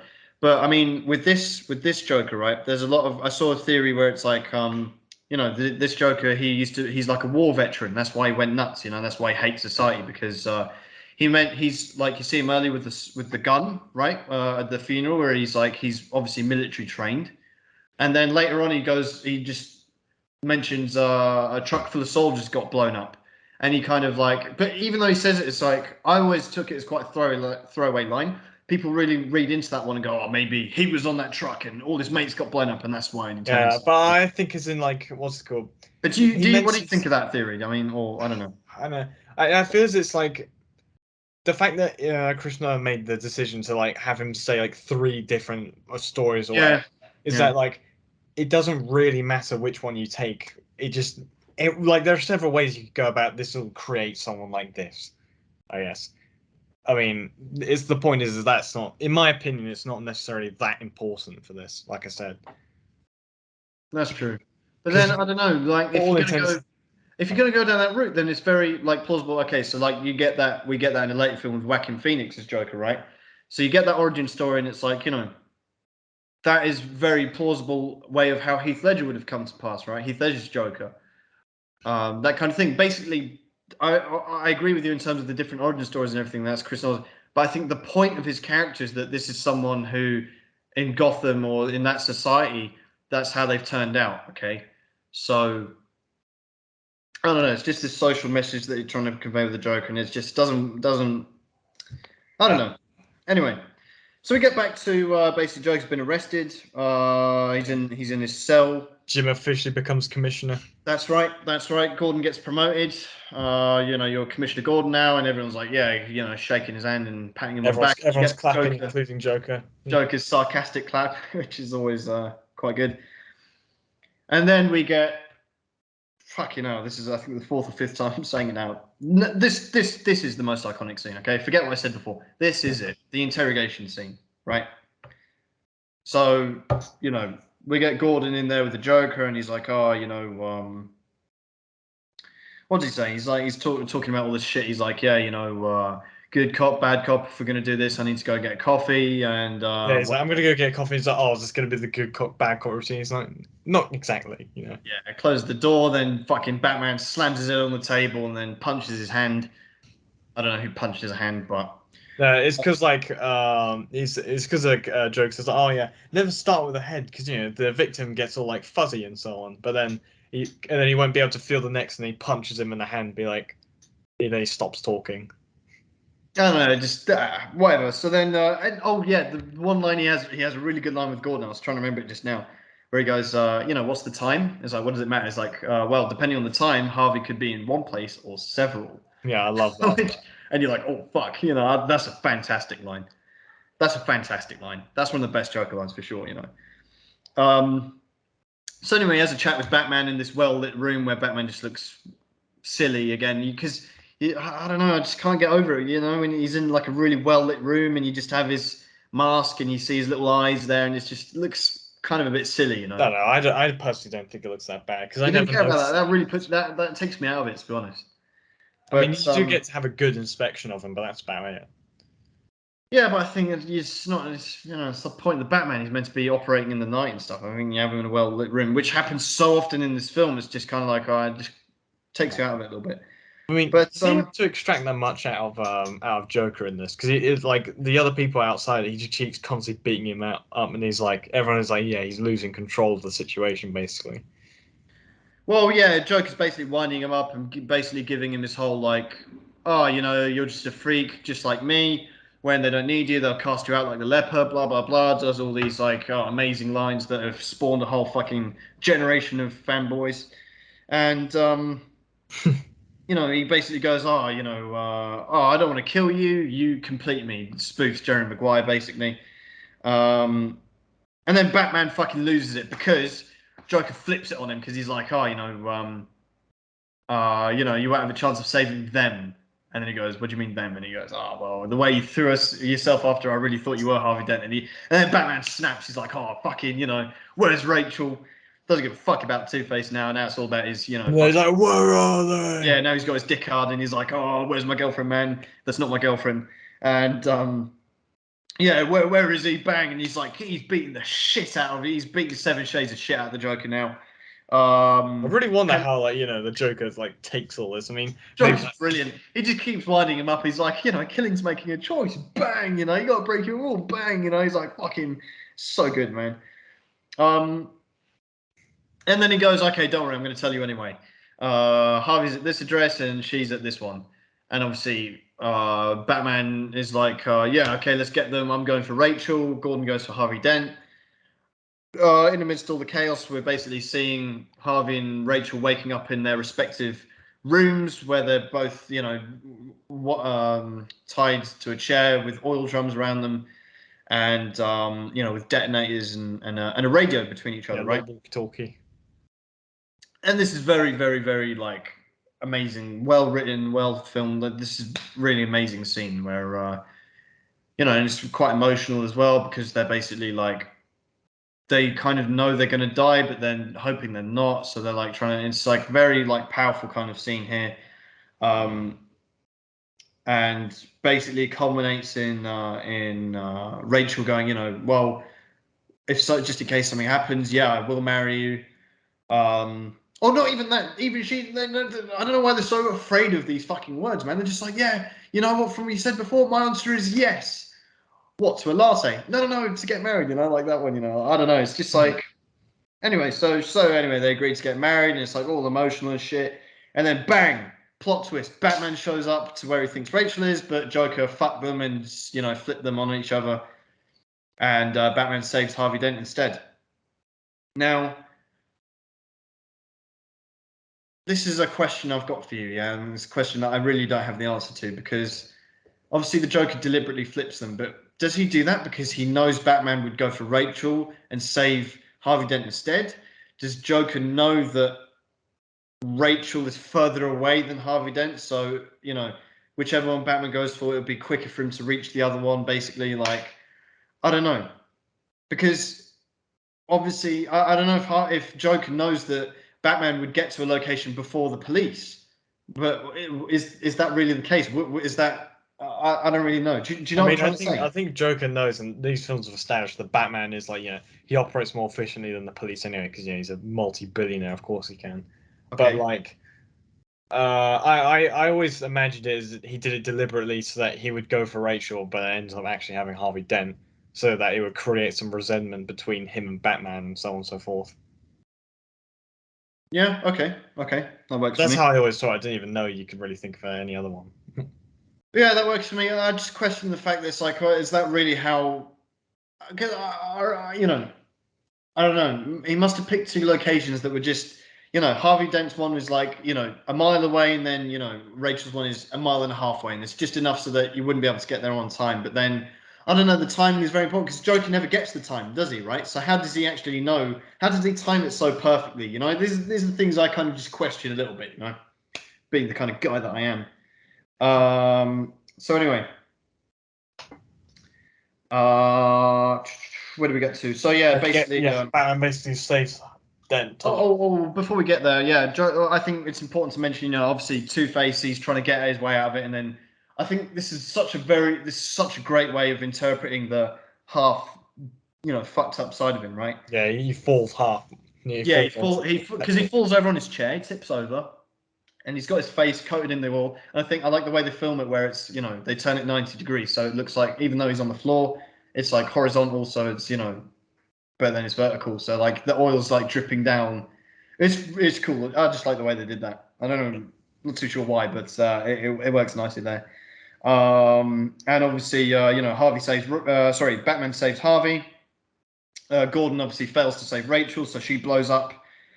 And obviously, Harvey's one does blow up, but while he's outside, but then a little flame sort of goes on his face and burns half of it, which is fucking crazy, man, because he's like flailing there, and Batman's like, what the fuck, like half of him's on fire. It's so fucking good, Yeah, man. you think Batman with with all his gadgets, he'd have a little like bottle of water on him or something, Well, still, yeah, I guess, but I mean, I think Batman was probably still quite in shock at the fact that Rachel wasn't in there and Harvey was instead. Yeah, And he's that's just true. like, it's a very like. And did it get you? Like, did you remember the fact that Batman saved Harvey? Like, Oh watching. yeah, I remember that. Okay. And that must have been pretty good seeing the first time for anyone. I don't know, just like wow, It's like shit. it's all like, 'cause you remember, Two-Face in this film, so obviously he saves him. So Well, yeah, I suppose that's true, but anyway. Oh yeah, in the midst of all this chaos as well, Joker makes his escape from GCPD, and he does so by like winding up the cop that's guarding him, which is fucking brilliant. I love the way he does it, and this is again one of my favorite Joker lines where he goes, you want to know why I use a knife? Guns are too quick. You can't savor all the individual moments. yeah, and he's like, oh, which one of your friends are cowards? It's so good the way he pisses him off, and this is where he's like just manipulating people because he goes, oh, in their last moments, you get to see who people really are. So in a way, I knew your friends better than you ever did. Do you want to know which of them are cowards? Oh, and he opens it up by going, how many of your friends have I killed? 6, and yeah, and six. he And the way he like mouths mouths it, it. like, 6. Yeah, it's like, wow. It's so good. And yeah, do you want to know his But knife? yeah, I like this as well, like, because this guy wants to like beat the shit out of him, but then he's like, obviously, Yeah. when I think Batman smashed his face into a mirror or glass or whatever, like he's got a shard from it. He's holding this guy like, sharp. Oh, yeah, that's right. That's right. You're right. Yeah, it's brilliant. And just the way Joker, I think this is probably one of my favorite bits of the Joker, if not my favorite, because he has this really good speech about why he uses a knife instead of a gun. Obviously, a lot of people in London would relate to that, unfortunately. But yeah, he gets him by the thing, and he's like, yeah, like he just overpowers people by psychologically manipulating them. I think that's fantastic. And this is a really great demonstration of how he does that. I don't know if that's so Joker-like, to be fair, but I think this is one scene where he really pulls it off. And obviously, in the midst of all this as well, part of Joker's plan to escape is this fat guy in the cell who has a phone in him. This is proper gruesome, man. This is where you get like into some really like I don't know how this film passed as a 12A, man. This is definitely a 15 because like I remember watching this the first time. There's a bit we'll come to later, a very obvious bit, but this guy, when they take the shirt off him, he's got this huge fucking scar going down him, this wound, and it's like you see the phone light up on him, and you're like, fuck. Yeah, that's one of the things that I wondered, like, that I don't quite understand in this. Like when like the Joker rings this phone, obviously everything blows up. Yes. When did he rig this for? Like, did he Oh, like did his like mates like sneak in some barrels of red explosive barrels into like the police station or something? What was it rigged up to? That's why I always wonder. yeah. Because obviously it's his plan Yeah, to that's a good fucking question. escape from the building, but like, Well, do you know what I was about to question, right? This is the probably the biggest bone I have to pick with this entire film, just in terms of it like just being ridiculous. But now you've just added on another bit to it. Yeah, what the fuck blows up there? I kind of want I don't know, for some reason I assume the fat guy has some explosions there are in like it. several explosions though. It goes through like all the Yeah, windows and everything. rips through the whole building. And furthermore, this is the bit I was about to point out, which I thought you were about to, but now you've just added in that extra bit for me. Like, yeah, what the fuck did explode there? But Joker's the only one who doesn't get taken out by this explosion. Everyone on the fucking floor goes down like a sack of potatoes, and he's just like, oh, Well, to be fair, maybe for him, he like while he was getting his phone call, he must have like gotten into some sort of like I are in a very safe spot because he's obviously the only one who knows this place is about to blow up. But he's the only Yeah, one who but could prepare still, for it. like, I mean, does it kill everyone in there? No. Does Well, it it knock them caused all enough out? chaos for him to get out, surely. So Yeah, but let's say you're a cop in that building, right, in that floor. One of the many holding, have a gun pointed at Joker. They duck down because they hear this explosion, and then they just get right back up, and they just, stop the Joker. They shoot him or something, and then the film's over. I don't know, but they don't. I assume when he's like holding this guy at like Yeah. knife point or whatever, that they don't like. Obviously, some time transpires between that guy, the phone going off, and him actually getting the call because they'd take him to like one of their payphones or whatever, wouldn't they?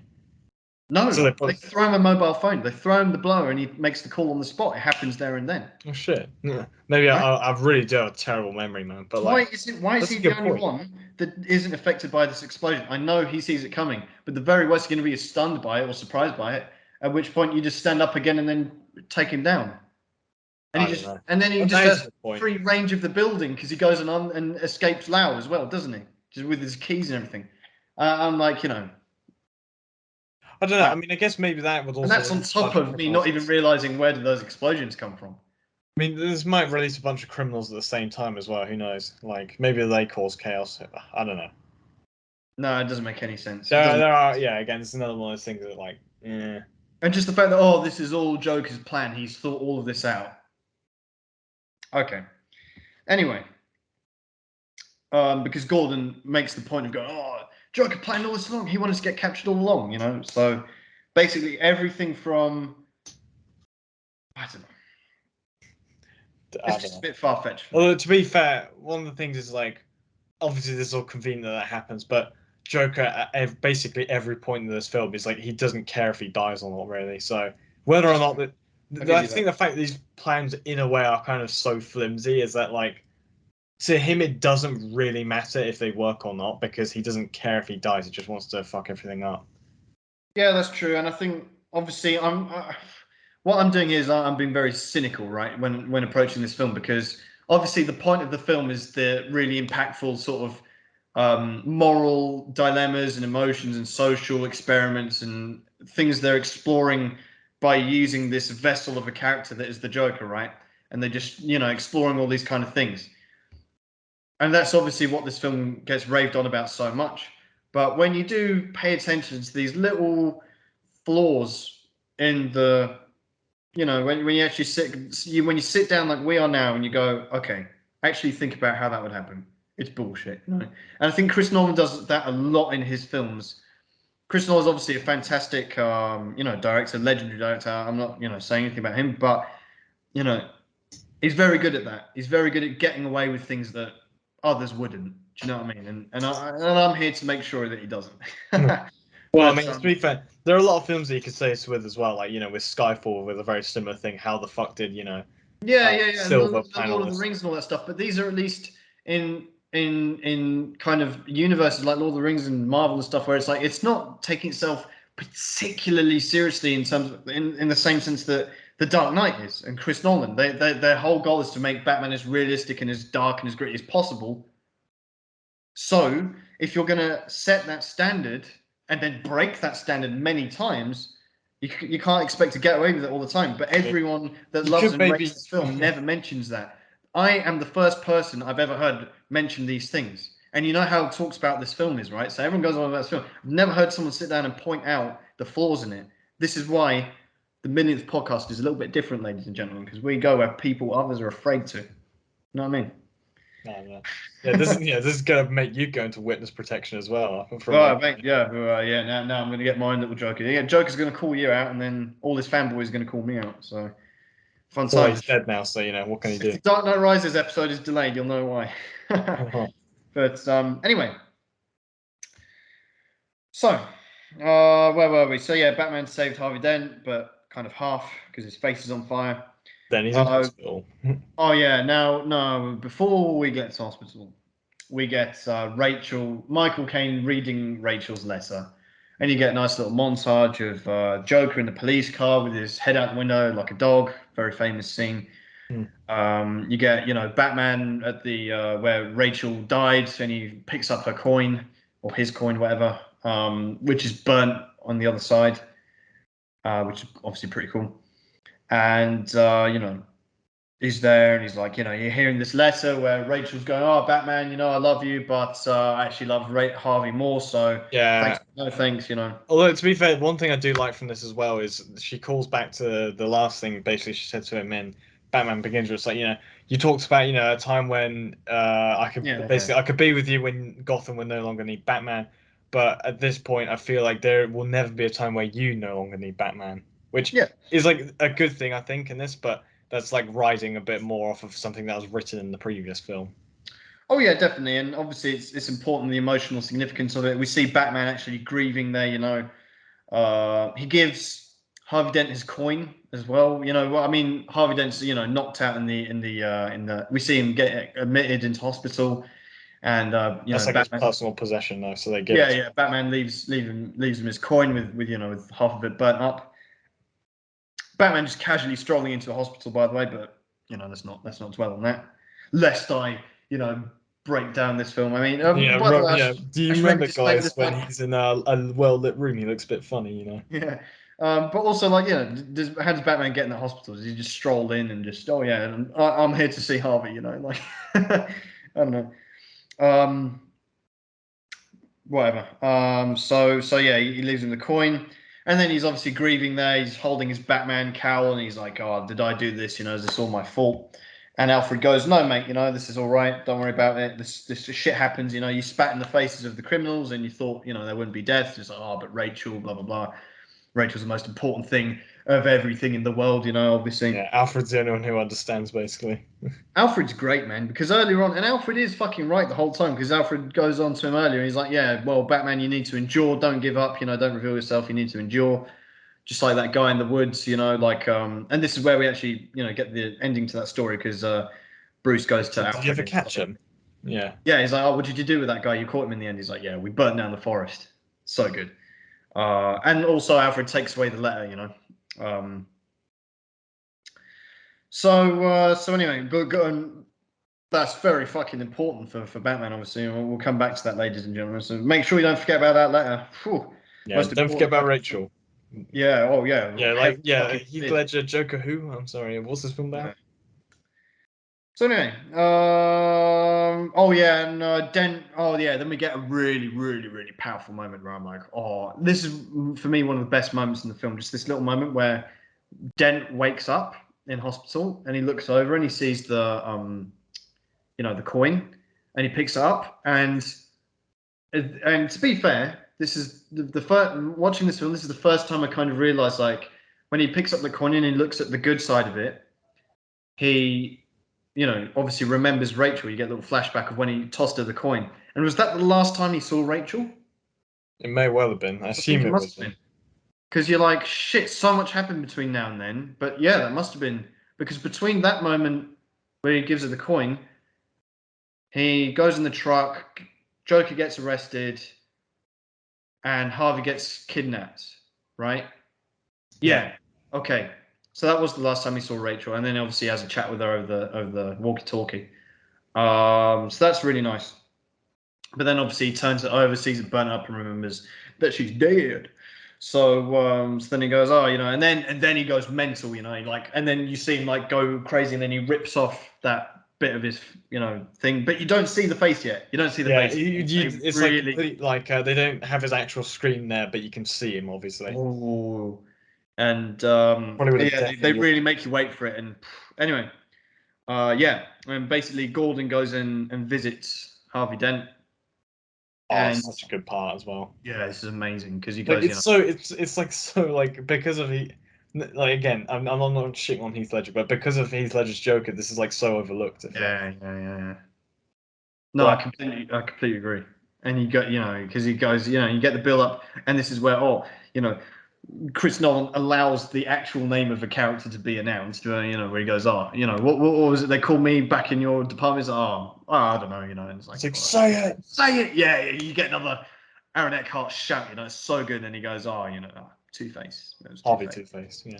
And then he looks over, but you don't get to see it. And then he just turns back, just before you get to have a good look at his face. He's like, oh, why should I hide who I am? And you see Gordon's reaction before the audience gets to see it, and you're like, oh fuck, you must be fucked up. And then Gordon goes, I'm sorry, mate. And he goes, oh, you're not sorry, not yet. And then you see his face. And this is where the 12, 13-year-old James got scarred for life, man. I think this is why I watch these, like, just gore videos with such little, reaction, Yeah, because I I haven't seen saw this. this at such a young age, this Harvey Dent face. I was so like, that's the scariest thing I ever saw in my life, man. Like, this is way too much to show a 12, or even like, a young, I can't believe this got away with a 12A fucking rating, man. This is like 15, Yeah, they knew how much money they 18, make from man. it though. Yeah. That was way. I mean, it's good. Like, I now watch it, I'm like, oh yeah, that looks sick. But like, whoa, watching it as a kid, I was like, what the fuck, man? That's one of the things, though. I Because mean, his eyeball is like right out the socket, man. I'm like, fuck. this one That of those really things. impacted me from a young age, man. I was It's like, a what? little thing. It's like a little bit of a nitpick, but like, how the hell does like Harvey Dent survive? Like, Yeah, he's not getting skin infection or any shit, man. yeah, like his eye would like dry up, like it would Literally, work. yeah, because he doesn't even have an eyelid, man. He doesn't even. It's shit. Yeah, that is Yeah, stupid. his mouth is missing as well. Like, I don't know. How does he? Yeah, and yeah, Although he doesn't live for much longer anyway, so who cares? yeah, true, but there's no way he walks around the rest of the film like not dying from that. Because yeah, Gordon goes, oh yeah, you refuse to take skin grafts or anything, but it's like, yeah, it is fucking stupid. But I think the shock value of it is so much that you just like you forget about it, right? But obviously, This is one of those things like that you can just let fly in this, I guess. yeah, this is the one time where I go, okay, but yeah, you're right. He gets some fucking infection immediately. Immediately, there's no way you go about with that. Can you imagine going outside with the Literally, breathing? like the fucking the tendons in his fucking muscles and face and shit and bones and everything just exposed to the elements. I mean, come on. Yeah. But it looks fucking sick. I'm not gonna lie. Like, if you're gonna go Two-Face, that is the way to do it, man. That is like proper fucked up, man. All this fucking Tommy D Jones bullshit, man. So, which, if I remember right, got nominated for best makeup. It might have done. No. I don't care enough to check because I hate Batman Forever. I think it did. Well, anyway, whatever. Hope this film did. I'm not sure. It must have done. That makeup, man. What the fuck, man? And they CG'd it obviously a little bit. Well, obviously, but Yeah, they didn't actually blow off his face. yeah, Yeah, they got in preparation potato for this peeler in role, this. yeah, they actually took off Yeah, layers of his skin. No, but to be fair though, I mean, Aaron Eckhart did actually like he researched like the effect, like psychological effects on like burn victims in order oh to yeah. like do this, a bit better. Yeah, I mean, you, Do you you know what I'm hear a surprised by lot that? of I'm Heath surprised I haven't Ledger's seen. preparation. You get to hear I'm about surprised I his. haven't seen Aaron Eckhart in any other films but this. Um, he just goes so under the radar, and his performance is fan fucking tastic. But yeah, I remember that the visual imagery of that was the scariest thing I ever saw, man. When I was that age, I was like, what the fuck, man? That really terrified me as a kid, man. Um, Yeah, well, yeah, what goes on after. So yeah, yeah. Anyway, so yeah, we get that Joker. We cut to the Joker catching up with his mobster mates. And we get obviously a very like visually iconic scene where you got a huge pyramid of cash with Lau sat on the top and Joker's throwing money at him, and all this mobsters is obsessed about money, and then Joker's trying to teach him a lesson about money. He's like, all you care about is money. This town deserves a better class of criminals, and then literally sets the with his own cigar sets more out on the money fire. alight. His half at least. Yep, that's right. Burns this fucking huge pile of money and presumably Lau in the process. Pretty gruesome way to go, man. Meanwhile, saying to him, "Oh, yeah, because the mobster guy goes, oh, my guys will never work for a freak," and Joker goes, "Oh well, let's cut you up into little pieces. Sorry, let's cut you up into little pieces, and then we'll see how loyal Hungry Dog really is." Yeah. Throws him away. He's like, it's not about money; it's about making a phone call. Because in amidst all this chaos, Reese has announced that he's had enough of all this shit going down in Gotham, so he's going to reveal who the Batman is. Why he doesn't just do it straight away, I don't know. Oh, But so get those ratings up on the TV. That's why. yeah, I think so. They must have been drawing out because Joker somehow gets to phone in on this show just at the drop of a hat. Again, you would think there'd be fucking thousands of people ringing into this show, and they just happen to pick out the Joker's phone number. Yeah. Okay. But anyway, so he goes, well, actually, I had a dream where Batman didn't exist anymore, and it was so boring. So I've decided that instead we're going to kill Reese. So if he doesn't die, then I'm going to blow up a hospital. Yeah, if Reese doesn't die in 60 minutes and like you see his face on TV, he's like, fuck. Oh, yeah. So good, man. At which point, if you're Reese, I just go, well, I don't know. I mean, when you just go, well, yeah, he's Bruce Wayne, and then that's it. Like, I don't really know. Well, by that point, he's probably hoping Batman's going to save him, isn't it? Well, yeah, I suppose. Well, which happens but doesn't happen because now we kind of another nice little bit of with Alfred where he goes, I need to go and save them or whatever, and he goes, oh, shall I go get the bat pod ready, sir? And he goes, no, it's a bit too obvious, go into something more subtle. And he's like, oh, the Lamborghini then. Yeah, Much the more way he subtle. says it's like I always remember like, oh, the Lamborghini, I guess. Yeah, Lamborghini, much more subtle. So good. And then you see Batman, Bruce Wayne, the fucking, Patrick Bateman in his Lamborghini, so fucking good, man. So all this shit's going down. We're seeing Reese, people trying to shoot him and stuff, and they're trying to escort him into a car. Batman's going to who is it?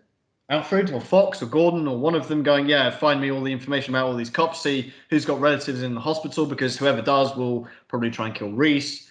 Why he's so desperate to save Reese's life, by the way, I don't know. Just let someone take him out as far as I'm concerned. Do you know what I mean? Like, do you a favour, do you know what I mean? No, yeah, but that's letting the Joker win, I guess, in this, so he doesn't want him to. I think that's an occasion where you can let the Joker win and just go, I don't know, okay. but like I guess to Gordon, like the more ground you concede to the Joker, the more power he gets, basically. I don't know. If I'm Bruce Wayne, I'm like, yeah, go on then. You can have this one. But the Waynes are always good people, so Yeah, fuck off, man. But anyway. So we'll ignore all this stuff because basically in the midst of all the chaos, Joker shows up at Gotham General Hospital where Harvey Dent is, and Joker is dressed up as a nurse. Cross-dressing. Yeah, although also to be fair as well, like just before, and doesn't Bruce's car takes like a hit for Reese. Well, yeah, okay. So I'm after? that comes a little bit after, but I see. I don't know why I thought. Mention it. Yeah, so Wayne basically takes the bullet. He drives in front of another car that's going to smash into fucking Reese, saved his life. He takes a good great look bit at of him dialogue between Gordon and Wayne because he goes, "Oh, it's Bruce Wayne, isn't it?" It's like, yeah, you put your coat around my shoulders when I was a kid. Oh yeah, how's it going? He's also was he also like, oh, you're such a noble thing of you to take that car, and he's like, what? Who's in it? And then you get that moment where Reese makes eye contact with Christian Bale, and it's like, because he knows he's Batman, and then Wayne gives him the nod, like, yeah, you saved your life, you better not. But then again, to this day, Reese is still alive and hasn't told anyone that Batman's Bruce Wayne. I'm not sure about that. But anyway, maybe he killed him off screen. Who knows? Who knows? Maybe it's like an extended cut of American Psycho. Maybe Yeah, probably. You do get a funny bit here as well because he goes, "Oh, do you think I should go to the hospital?" And it's like, "Oh, you don't watch a lot of news, do you, Mr. Wayne?" Oh yeah, I love that too. And yeah, so in the midst of all this, the Joker is being a transvestite, basically rocks up in a nurse outfit to go and have a chat with Two-Face while they're evacuating the hospital, of course, because of his threat from earlier. I don't know if you were going to bring this up, but like, do you remember this bit where like he's wearing a face mask, like a nurse thing, and then like Two-Face doesn't do anything, and then when he takes it off, he goes insane at him. And like, so I was just gonna say, yeah, it's like it reminds me of this bit in Blackadder where the guy's like, he's like in this disguise, and it's like, oh, you remember him now? And it's like, no, not really. And then he takes off the fake eyebrows, and it's like, oh, it's you. It's reminded me of that. It's like, oh, this. He doesn't react. Like, how many nurses have like you didn't recognize him beforehand? The green hair and the eyes that you didn't recognize him without the mask. I don't know. Like, yeah. But anyway, doesn't really matter. So they're having a little chat there. Joker again doing his like preaching message thing. Yeah, it wasn't personal, me and your girlfriend. Yeah, and the thing about chaos is fair. I'm an agent of chaos. I'm like a dog chasing cars. Wouldn't else do with one if I got one. Blah fucking blah. And then he's like, yeah, introduce a bit of anarchy. Oh yeah, and then we get the line. What's the one? Everyone loses their mind. Yeah. It's like, because everything goes to plan. If I say, I'm going to kill a bunch of, I don't know, hookers or whatever, like, no one's going to give a shit. But if I say I'm going to kill one little mayor, then everyone loses their minds. Yeah. You get parody to death, man. The amount of memes about that as well, of course. Needless to say. Yeah, that one about like a sex doll. Oh yeah. Man. Of course. So anyway, we get basically where are we? Oh yeah, so he goes introduce a bit of anarchy, gives him the revolver, and goes, yeah, and then Two-Face goes, yeah, heads you live, tails you don't, and Joker's like, yeah, that's more like it. And I really do like that bit because I think that's one of the bits where and this is where it starts making sense because obviously that lands on heads. If heads and tails, Two-Face shoots Joker, and that's the end of the film. Well, not quite, but and that's very good. And obviously, it goes on heads. This begins Two-Face's fucking revenge, warpath. But before we get there, Joker blows up the hospital, and this is, did you know? Blah blah blah. Joker improvise this, or he improvised all the bullshit about this scene. Yeah, we fucking get it. So we're just gonna skip over this because everyone fucking knows about this scene. He blows up the hospital. Great scene though, still. Sorry. Great scene though. So I feel like we have to like preface, what's it called? Have that every single time. We're like, oh yeah, everyone knows this, but it's still a good scene. Yeah, it's good, but it's like, he walks out, presses the button, looks behind him, the hospital keeps blowing up. Anyway, so he gets on the bus, drives away. It is a great scene, obviously, but it's just been that scene above all has been so done to death. I'm not going to add to that. So anyway, then Joker gets onto his next part of his plot where he goes on TV and he goes, so now I'm going to fuck up Gotham. So if you want part of that, stay. If you don't want to be here, you better fucking get on your bike. So a lot of people go, yep, let's do that. So they all get on the ferries. Gordon goes, we should evacuate the prisoners as well because they'll be part of Joker's plan. So basically, obviously, Joker anticipated that, obviously. So now we get to a bit where basically we're getting towards the climax of the film. So you've got a ferry full of prisoners and a ferry full of civilians, right? Good people, as is supposed to be or middle class, maybe upper class. You didn't see like a bum on there, do you? No, that's true. But you get and the joke is basically doing a social experiment where he's like, okay, so both of your boats are about to explode. You've each got the detonators to each other's boats, and he's just trying to prove that people are scum and they'll do anything to survive. And anyway, before we really get into this scene, I think it's worth mentioning that actually no, we'll get into this now. So there's a whole bunch of shit basically where Batman basically rigs up the detective division to scan the whole of Gotham so he can track down the Joker to stop his plans. Joker anticipates this too a little bit, apparently. Sorry? I mean, the fact that Joker expected him to turn up means that he expects him to somehow find this out. Yeah, but anyway, so Lucius Fox is like, he's against it. He's like, nah, this is wrong. I don't want to be surveilling everyone. And Batman's like, well, I left you in charge, so just when you're done, type in your name. All Gucci. Gordon as well. He's like, Joker's going to be here, so set up a perimeter, blah, blah, blah, I'll take care of him. And anyway, we basically get to my favorite bit in the film, like, by far. This is definitely the most impactful.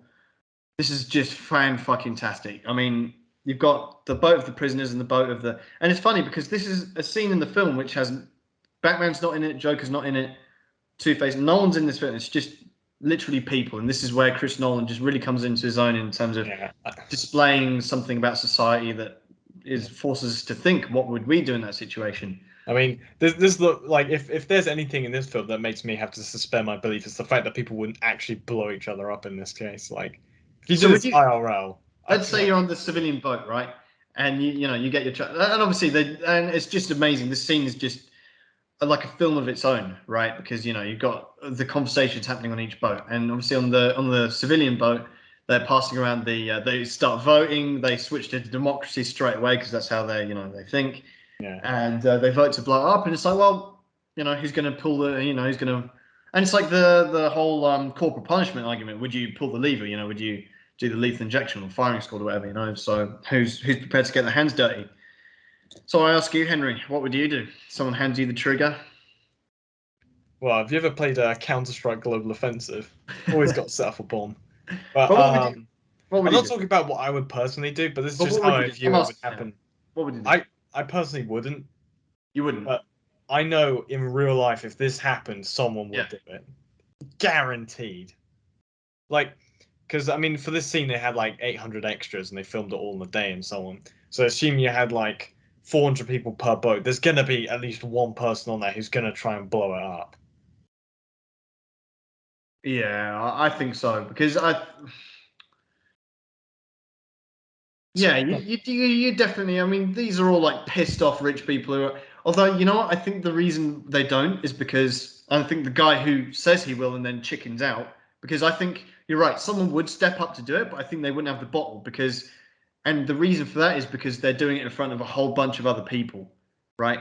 If it was just you on your own doing it, no worries. I could do that. No problem. I guess the fact that But it's the social pressure, it's the peer pressure, because they're doing it in front of all these people. And I think as he picks it up, that's his thing. And the actor, that random guy is doing it. He's so fucking, his face and everything. You're so convinced that he's going to do it because he's like, and he's there, he's got it in his hand, and the music and everything is just full Hans Zimmer. He's just nailing it, man. And he's like, oh, he's going to do it. And everyone's looking at him, and he's like, and you can see him thinking about it. He's like, committed to doing it, and he's like, yeah, I'm gonna fucking do this shit. And then he realizes, man, everyone's watching me do this. He's probably got wife and kids. You see the wedding ring on his finger, and he's got family and all this shit. It's like, oh, it's so good. It's so good. Yeah. This is what makes this film rated as high as literally just this scene is just, everything is just so perfect. It's such a great climax as well, I have to say. It's fantastic. You're like, wow, it's really has you on the edge of your seat. This is one scene which just gives me goosebumps. Even like, the first 5 or 6 times I watch it, I'm like, wow, it gets me every time. Because on the other boat, you've got we haven't even mentioned the other boat yet, because you've got the prisoners on there, and you've got fucking Debo from Friday, man. Yeah. I know you haven't seen those films, but that trilogy is fucking special to anyone who's seen it. And Debo's there, man, and he's the big guy, right? Yeah. With the funny eye, and he's like, oh. He goes to the guy and he's like, you don't know how to... And because obviously everyone assumes that the criminals, won't bat an eyelid. They'll definitely blow up the other boat. And this is where you're right, actually. 1,000,000% someone on the criminal boat blows up the other boat. Yeah, and also, like, I know the guards have, like, shotguns and everything, but, like, people would swarm them, probably. Yeah, 1,000,000%. Can you imagine doing this? These are already convicted criminals who have plenty of years to go. What does it matter to one of them? Fucking probably Victor Zaz is on there, all these guys, man. I'll turn the key, blow up the other boat. No worries, man. I got arrested for that anyway. I'm already doing life spell. Yeah, I'll do that. Can you imagine, like... No fucking problem. Civilian boat, yeah. It's probably debatable that no one would have the bottle to do that, as we see the guy pussies out. Can you imagine if they set this in fucking dollars, someone in the criminal boat does that? No fucking problem. Wouldn't think twice. Do you know what I mean? Yeah. But can you imagine if they set this in London instead of America, man? They'd fucking blow each other up immediately. Guaranteed. Yeah, it would be over before it starts. Do you know what I mean? It's like, Joker wouldn't even finish his speech and the civilian boat would be blown up. Do you know what I mean? No problem. However,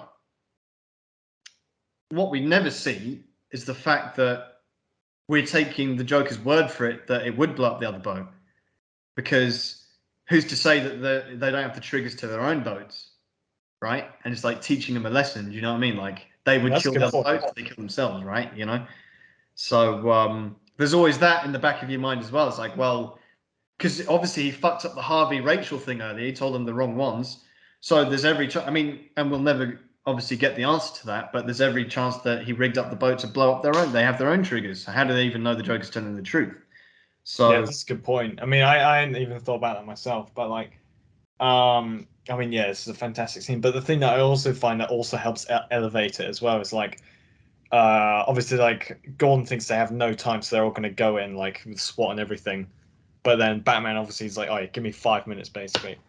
But the thing, yeah, because that's what gets me. In the meantime, the thing that gets me every time in this is like they're like, oh, well, like the Joker's goons are like with their machine guns, they're in such obvious spots. But then Batman finds out those are the hostages. Yeah. I always forget that, and it's so good.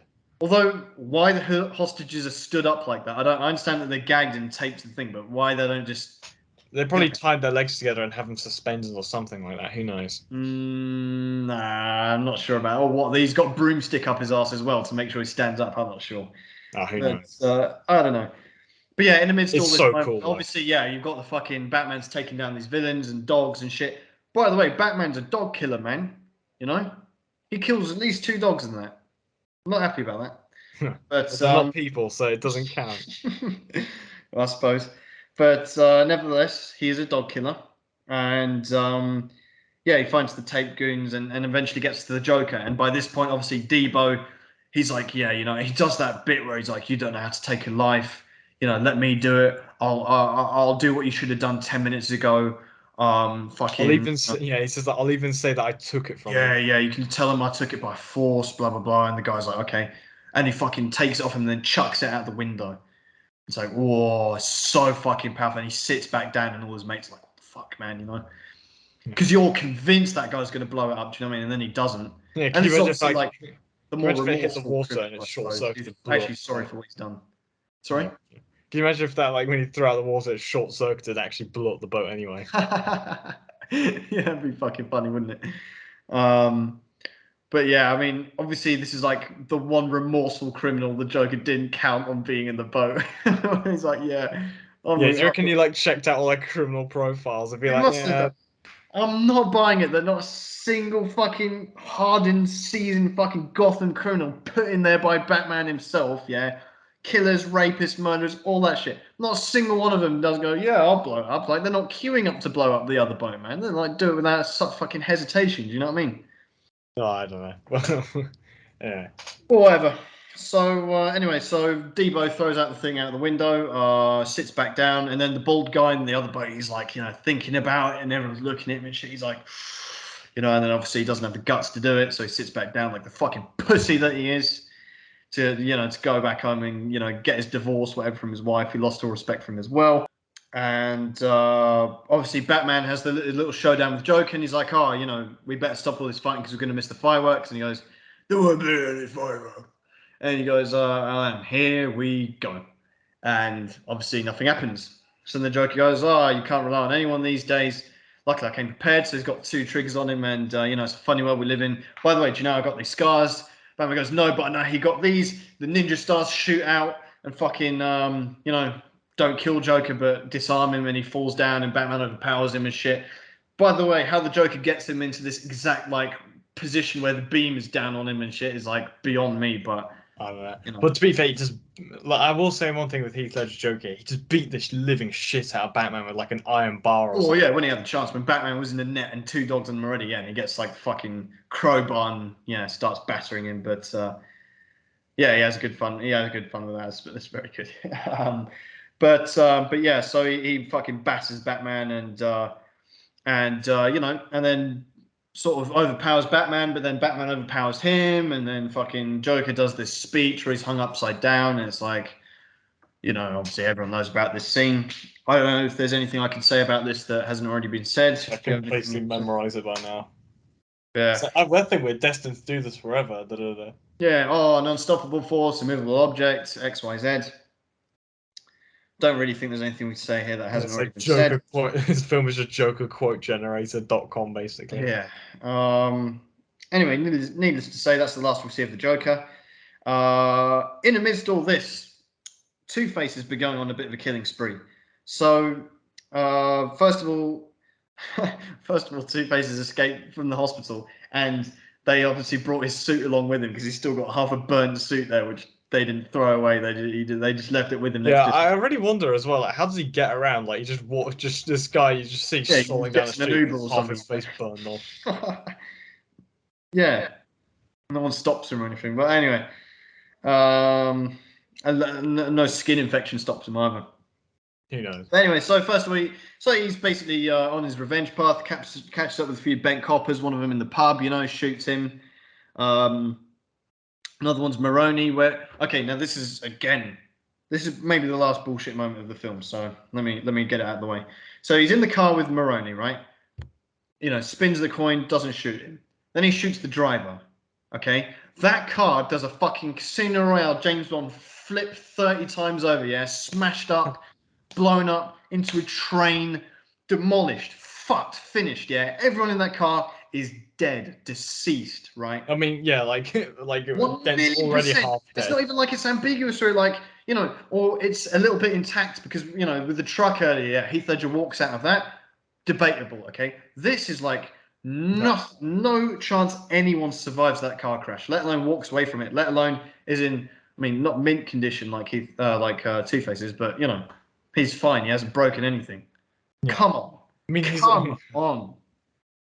car. Can you imagine as well, like that car's like smoking and burning or something? Can you imagine all that soot like going on your like open wounds and shit? Yeah, exactly. Yeah, exactly.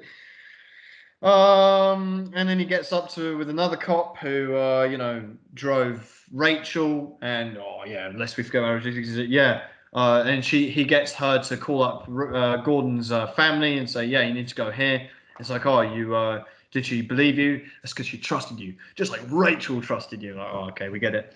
And then basically we get to the final fucking showdown of this film, which again, we've just come off the back of this fucking, the two fairies thing, and now we get the final is where we get to showdown basically the 50th climax of this film, where we've just had the two fairies, and now we have fucking Gordon shows up to find his family. Two-Face stops him. Batman shows up as well. He's like, "Oh, you're not going to kill the boy." Oh yeah, because Two-Face holds a gun. He's like, "Let's see who's your favorite person in your family, not your wife." Oh, it's your son, who's also called Jim. Jim, like really creative with names there. But Jim Gordon Jr. pulls him aside. He's gonna shoot him, and Batman goes, "Yeah, you're not gonna hurt the boy. You're pointing the guns, pointing the ones that are responsible." And Two-Face says, "Yeah, fair enough, mate. So you first." Spins the coin. Tails kills Batman. Well, shoots him. Then he goes, "Me next." Heads. And then he's like, "Oh," and then it's like, "Your turn, Gordon." And it's like, "Oh, if you're gonna punish someone, don't punish the boy, punish me." And he's like, "Yeah, I'm about to." The music, man, this fucking build-up is so good. I've really skipped over what happens here, but I think everyone knows this scene, so yeah, it's like, I mean, honestly, like, go watch the film again. Oh, it's fucking amazing. The last 15 minutes of this film really is it is exceptional. I must say, it is really exceptional. I've done a lot of shitting on this film, but credit where it's due. This is absolutely phenomenal. Really, like one of the best kind of endings to any film ever. I mean, not just it. And when I say ending, you can take that as the last 15 minutes, the last 5 minutes, the last scene, the last frame, the last line. Everything is just phenomenal here. Apart from Batman killing Two-Face. Yeah, that's a good point. He literally just kills Two-Face. No one talks about it. Batman's, he fucking sacrificed his place in the League of Shadows in Batman Begins because of this no killing rule. Yeah, Joker keeps bringing up, "You're not going to kill anyone. That's your rule." I've got one rule. And then breaks it at the end of this film. So I mean, yeah, and he goes, "Yeah, the Joker won. You're right, because now you're a fucking killer, Batman. You're no better than any of these people that you condemn." So we get that. He kills Two-Face, saves obviously Gordon's son, lifts him up, falls to the ground himself because he's got a bullet in him as well. And we get this final, basically this little speech where it's like, and you get you see Two-Face's body, and Batman turns his head like, no one must see what happened to Two-Face. Just say I killed him, which he did, and that I killed everyone else as well. They'll hunt me down, they'll kill me, you'll condemn me. We see, Gordon, like a future flashback, whatever you want to call it, fucking, putting an axe to the bat symbol, which is really fucking cool. You get a lot of payoffs. You get Alfred burning the letter, very fucking important people. Remember that for the next episode. You get Fox turning off the computer when Batman's going, people deserve their fate to be rewarded. All that shit. And Batman fucks off basically because the police are coming after him, and he's like, now I'm gonna do that so the Joker can't win. Gordon's like, "Yeah, after him, guys," and his son goes, "Oh, why are you hunting him, Daddy? He didn't do nothing wrong." He's like, "Well, we need to, because he's the hero Gotham deserves, but not the one it needs right now. He's our Cape Crusader. He's our, our Dark Knight." And that's how and as Batman's driving into the tunnel and shit, it's like so fucking good. That final frame line is amazing. Gary Oldman, man, fucking killing it. Do you know what I mean? Yeah. And that's the Dark Knight. We get the music, and that's the film. There you go. We've just reviewed The Dark Knight. That's pretty. I don't know. I never really knew how that would turn out. That kind of this episode in terms of how I would end up reviewing The Dark Knight, but I've just done it, and I mean, well, I'm sure it's going to be a unique review of The Dark. I'm not sure anyone's been slammed it as much as I just have, but don't get me wrong, very good film. Now we're going to do all the rankings, including the rating of this film, which is going to be interesting. Now, have I said all these things about and then going to give it a high rating? Probably, but let's do it, Henry. Can I bring up one last thing about this? Oh yeah, go on. I thought it was quite funny that I didn't know about this. I think just before this film came out, or maybe during its release or whatever, there was a city in Turkey that sued this place because it was also called Batman. And despite the fact it wasn't in the title, they said that, the character Batman's name is copyright infringement, which they obviously lost this lawsuit, but they sued Warner Bros. For this. Like, why? Wow. Amazing. There you go. So let's get on to the rankings. So this is going to be interesting. So what have we got first? A lot of these rankings are basically the same from Batman Begins. So we've got Batsuit.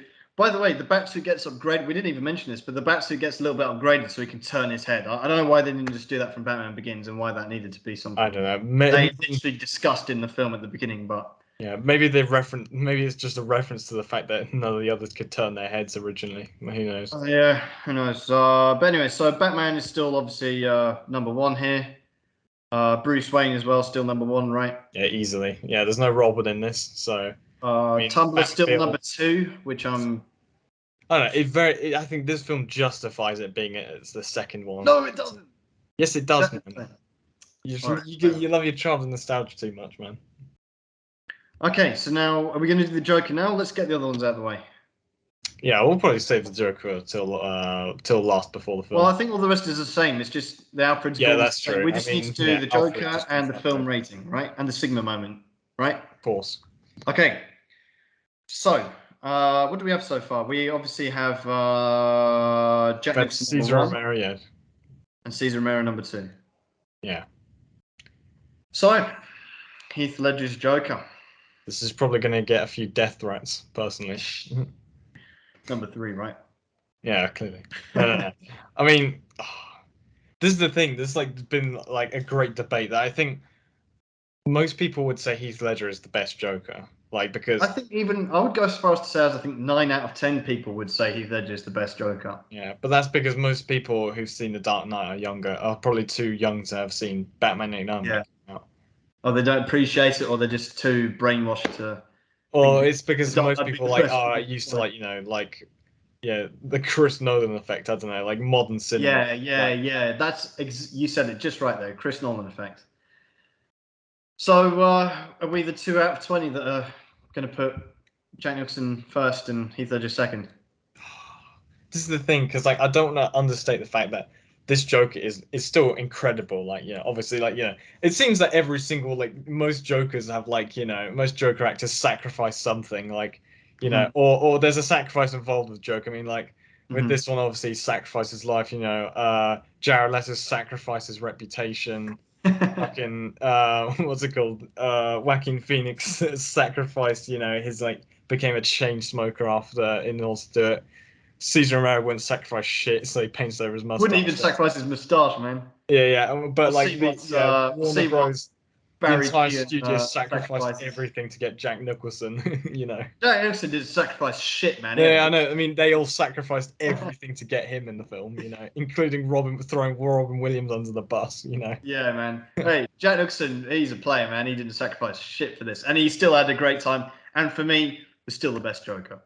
Yeah, because I assume Heath Ledger's most people's favorite Joker, but with Jack Nicholson, having seen his one recently, having seen his film, and then this, it's just that I really understand what you have to say when it's Heath Ledger's one isn't really so much the Joker in so much as he's kind of he has all the characteristics of the Joker, features, but isn't the physical features and everything, but he's not the comic book Joker brought to life, really. Which I guess it wouldn't work in this film anyway. They shouldn't have done the same thing they did with Jack Nicholson's, but it's just he's missing Jack Nicholson's, he has the gadgets, his just the scenes he's in and everything, and the way he behaves and the way that he sort of works is that he doesn't he doesn't plan stuff so much. He's more he rolls the punches and he's more spontaneous. He definitely didn't plan to throw $20 million off of a float by the end of the film. Yeah. And even by the end of it, when he dies, he's that's not because he planned all that. It's because he didn't. it's just something that happens, like a freak accident, just like him falling in a vat of chemicals is a freak accident. That's like the whole thing. It's not like you said, he's not Jack Nicholson's one. It's not like, you know, more like the Riddler, like this, like Heath Ledger's, which is still incredible, I have to say, just so I don't get shot. But like, it's better. That's why I think Do you it know what I might not think be what is? most people think, but that's my personal Yeah. opinion. Do you know what? Because you say about the characteristics and the even that for me is off because you know the hair is like this long greasy hair, right? Um, the face it's applied makeup. It's not his skin is dyed or anything. So straight off the bat, you've got a couple of things where it's like that's not you know. Yeah. And then he doesn't have. He's got the Joker playing card, and that's it. He doesn't have any buzz handshakes or acid flowers or anything. And that might seem to a lot of people really a pathetic thing to point out, but listen, you know, those are things that Jack Nicholson did and committed to and pulled off that Heath Ledger didn't. Yeah, I And mean, I'm not saying like Heath Ledger had to have, you know, the guy no, following I'm not him saying that, with and I'm not saying prints, that would but have made his Joker better. But the problem is with his Joker is it's a character that obviously Chris Nolan wanted to have in this film to make it successful, to you know, because obviously as everyone knows, Chris Nolan did these Batman films to elevate his own status within Hollywood, so he could do his own projects like Inception, Interstellar, that he was really interested in. Batman was just to kind of get his profile bigger, successfully doing so. But so he could get better budgets and all that shit. But you know, this felt to me like you know Chris Nolan had a script, had everything, and he had everything except the title villain, right? And he had Two-Face, he had Batman, he had everything going there, all the plot. And because he committed in Batman Begins, the ending of it, to have the Joker in this film, he had this character all thought out and everything, and then he just went, okay, and now I have to pick one of the Batman villains to do it. Has to be the Joker. And it wasn't the other way around. It wasn't like this film's yeah, going to so be it didn't about. start with the Joker You and build understand? up there. Yeah. Yeah, it felt like the Joker was just like the last piece of the puzzle, just to and that's why it doesn't really fit for me. That's why it's not really the Joker for me because this is more like Chris Nolan preaching a social message using someone called the Joker, but that isn't the Joker at all. It doesn't do anything really Joker-like apart from maybe the pencil thing and a couple of lines here and there. But other than that, his behavior isn't really Joker-like. You know, in a sense, I'd maybe say Jared Leto is more of a Joker than Heath Ledger, and that might be fucking blasphemous to a lot of fans of this film. But that's how I feel about it, and that's my opinion because you know, if we're going like, and obviously we're not ranking these by their accuracy to the comics, because then Jared Leto would be like, Yeah, it's part of it, but it's not yeah, necessarily. yeah, obviously, but that I think if we're looking for a Joker that just ticks every single box flawlessly, then that's Jack Nicholson, okay? And I don't care if you're the most diehard Heath Ledger Joker fan ever, you can't come to me and tell me that Heath Ledger's done an accurate portrayal of the Joker because he hasn't. He's done Chris Nolan's portrayal of the Joker. But he's done it incredibly well. I have to mention That's that. not Bob Kane's Joker. It's not like comics. And I'm not saying like, you know, you should worship the comics or anything, but, you know, this is so far removed from being what the Joker is that it's not the Joker anymore. And I can't put that above in a Joker ranking. I can't put that above Jack Nicholson's Joker, which fulfills all of the psychotic and all that shit, but also makes it accurate as well, and has, by the way, just as many iconic scenes and dialogue. Let's not forget Jack Nicholson's his you know origin story and his announcement when he kills Grissom, and when he you know when he zaps that guy with the electric handshake, and when he you know when he takes down the art museum and all this shit, you know, and on the float, his fight with Batman. He has so many iconic lines and you know, never another man's rhubarb. He does all these lines and stuff, which is you know, I'm glad you're dead.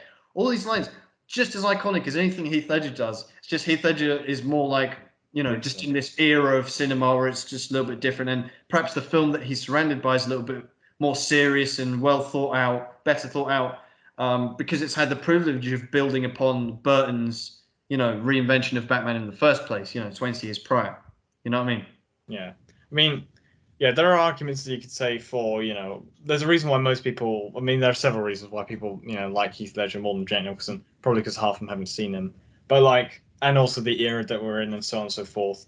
But this isn't to say that like, this is like the objective, you know, no one can question this. This is just like, yeah, our personal opinions. This is Yeah, that's also, right. I mean, this is also me, you know, covering my back in case someone else comes after me, you know. Yeah, and I mean, I fully accept I fully accept the fact that most people will disagree with me. Some people probably never listen to this show again because of my opinion just now. But fuck you if that's the case. Like, I'm Yeah, putting yeah. I Justice don't League off respect Heath your Ledger. opinion. Fuck you. Yeah, exactly. And this is it. And I've justified my reasons. And if anyone wants to 1v1 me, let's fucking do it. I mean, I'll die on this hill. Jack Nicholson's better Joker than Heath Ledger. I'm not saying Heath Ledger's bad at all. I've explained at length why I believe that's the case. If anyone wants to go into that with me, we'll do it. But that's our Joker rating, and you agree with me as well. So I'm not alone, at least. Hooray! Yeah, you've got one. I'm the other person in the world who believes this. Yeah. And I have to say, this is my revelation as to why I'm in witness protection. It's because of this opinion. This is why I'll be joining you, mate. Yeah. But anyway, now before we get on to ranking the film itself, which I will just prepare here. Oops, there we go. Most Sigma moment. Thanks again. So thank you for that. Sorry. Yeah, sorry. I just said where you're skipping through a couple of them. It's I got a brief look at Michael Caine's lovely face. So. Oh yeah. No need to re-rank that. We've got now the most Sigma moment. So what are we going with? I assume you've probably got yours in mind. I do remember this one part. I think Moroni says while he's in the club, which is really yeah. where That's a good this one. lady with him, and I know she's you're like, yeah, he's like, oh, something, and he's like, he's like, we can't possibly hear each other in here. He's like, do you really think I want to listen to you or something? Yeah, what makes you think I want to hear you talk? Yeah, it's a callback to Jack Nicholson's did I ask when it comes to it's like That's a fawning good over. that's a good shout actually. My idea. I mean, there are a lot of lines in here. There's Lucius Fox earlier. I think Gordon has a good one. Don't worry, your friend's coming with you. But I think for me, it has to be Bruce Wayne going. It'll be fine. I own the place. I think that you can't beat that, can you? Yeah, of course. I mean, and especially as he's showing up the base of Harvey Dent as well. He's like, "Oh, I took 3 weeks. It took me 3 weeks to get a booking," And then Bruce Wayne walks in and just arranges the tables however he wants, man. Yeah, it's like maybe this is even a possible reference to American Psycho, where half the film's about trying to get reservation at Dorsia. This is Dorsia, man. This is the same universe, man. Yeah, he's finally bought it. It really could be. Who knows? Yeah. So where are we ranking this against? I'm buying this hotel. Could be the same hotel now that I think about it. So I put it below. I'm buying this hotel. Yeah, I'm putting it second as well. I mean, there's no dispute on that. I think. Okay, well that was over. I think we've got Ben Affleck coming up. That's going to be fun. Yeah, that's true. But for now, we have to decide what we're going to rank The Dark Knight. Now, we've given Batman 89 and Batman Begins an 8.7 apiece. So, what are we going to give The Dark Knight? What would you give it? 9.2. 9.2.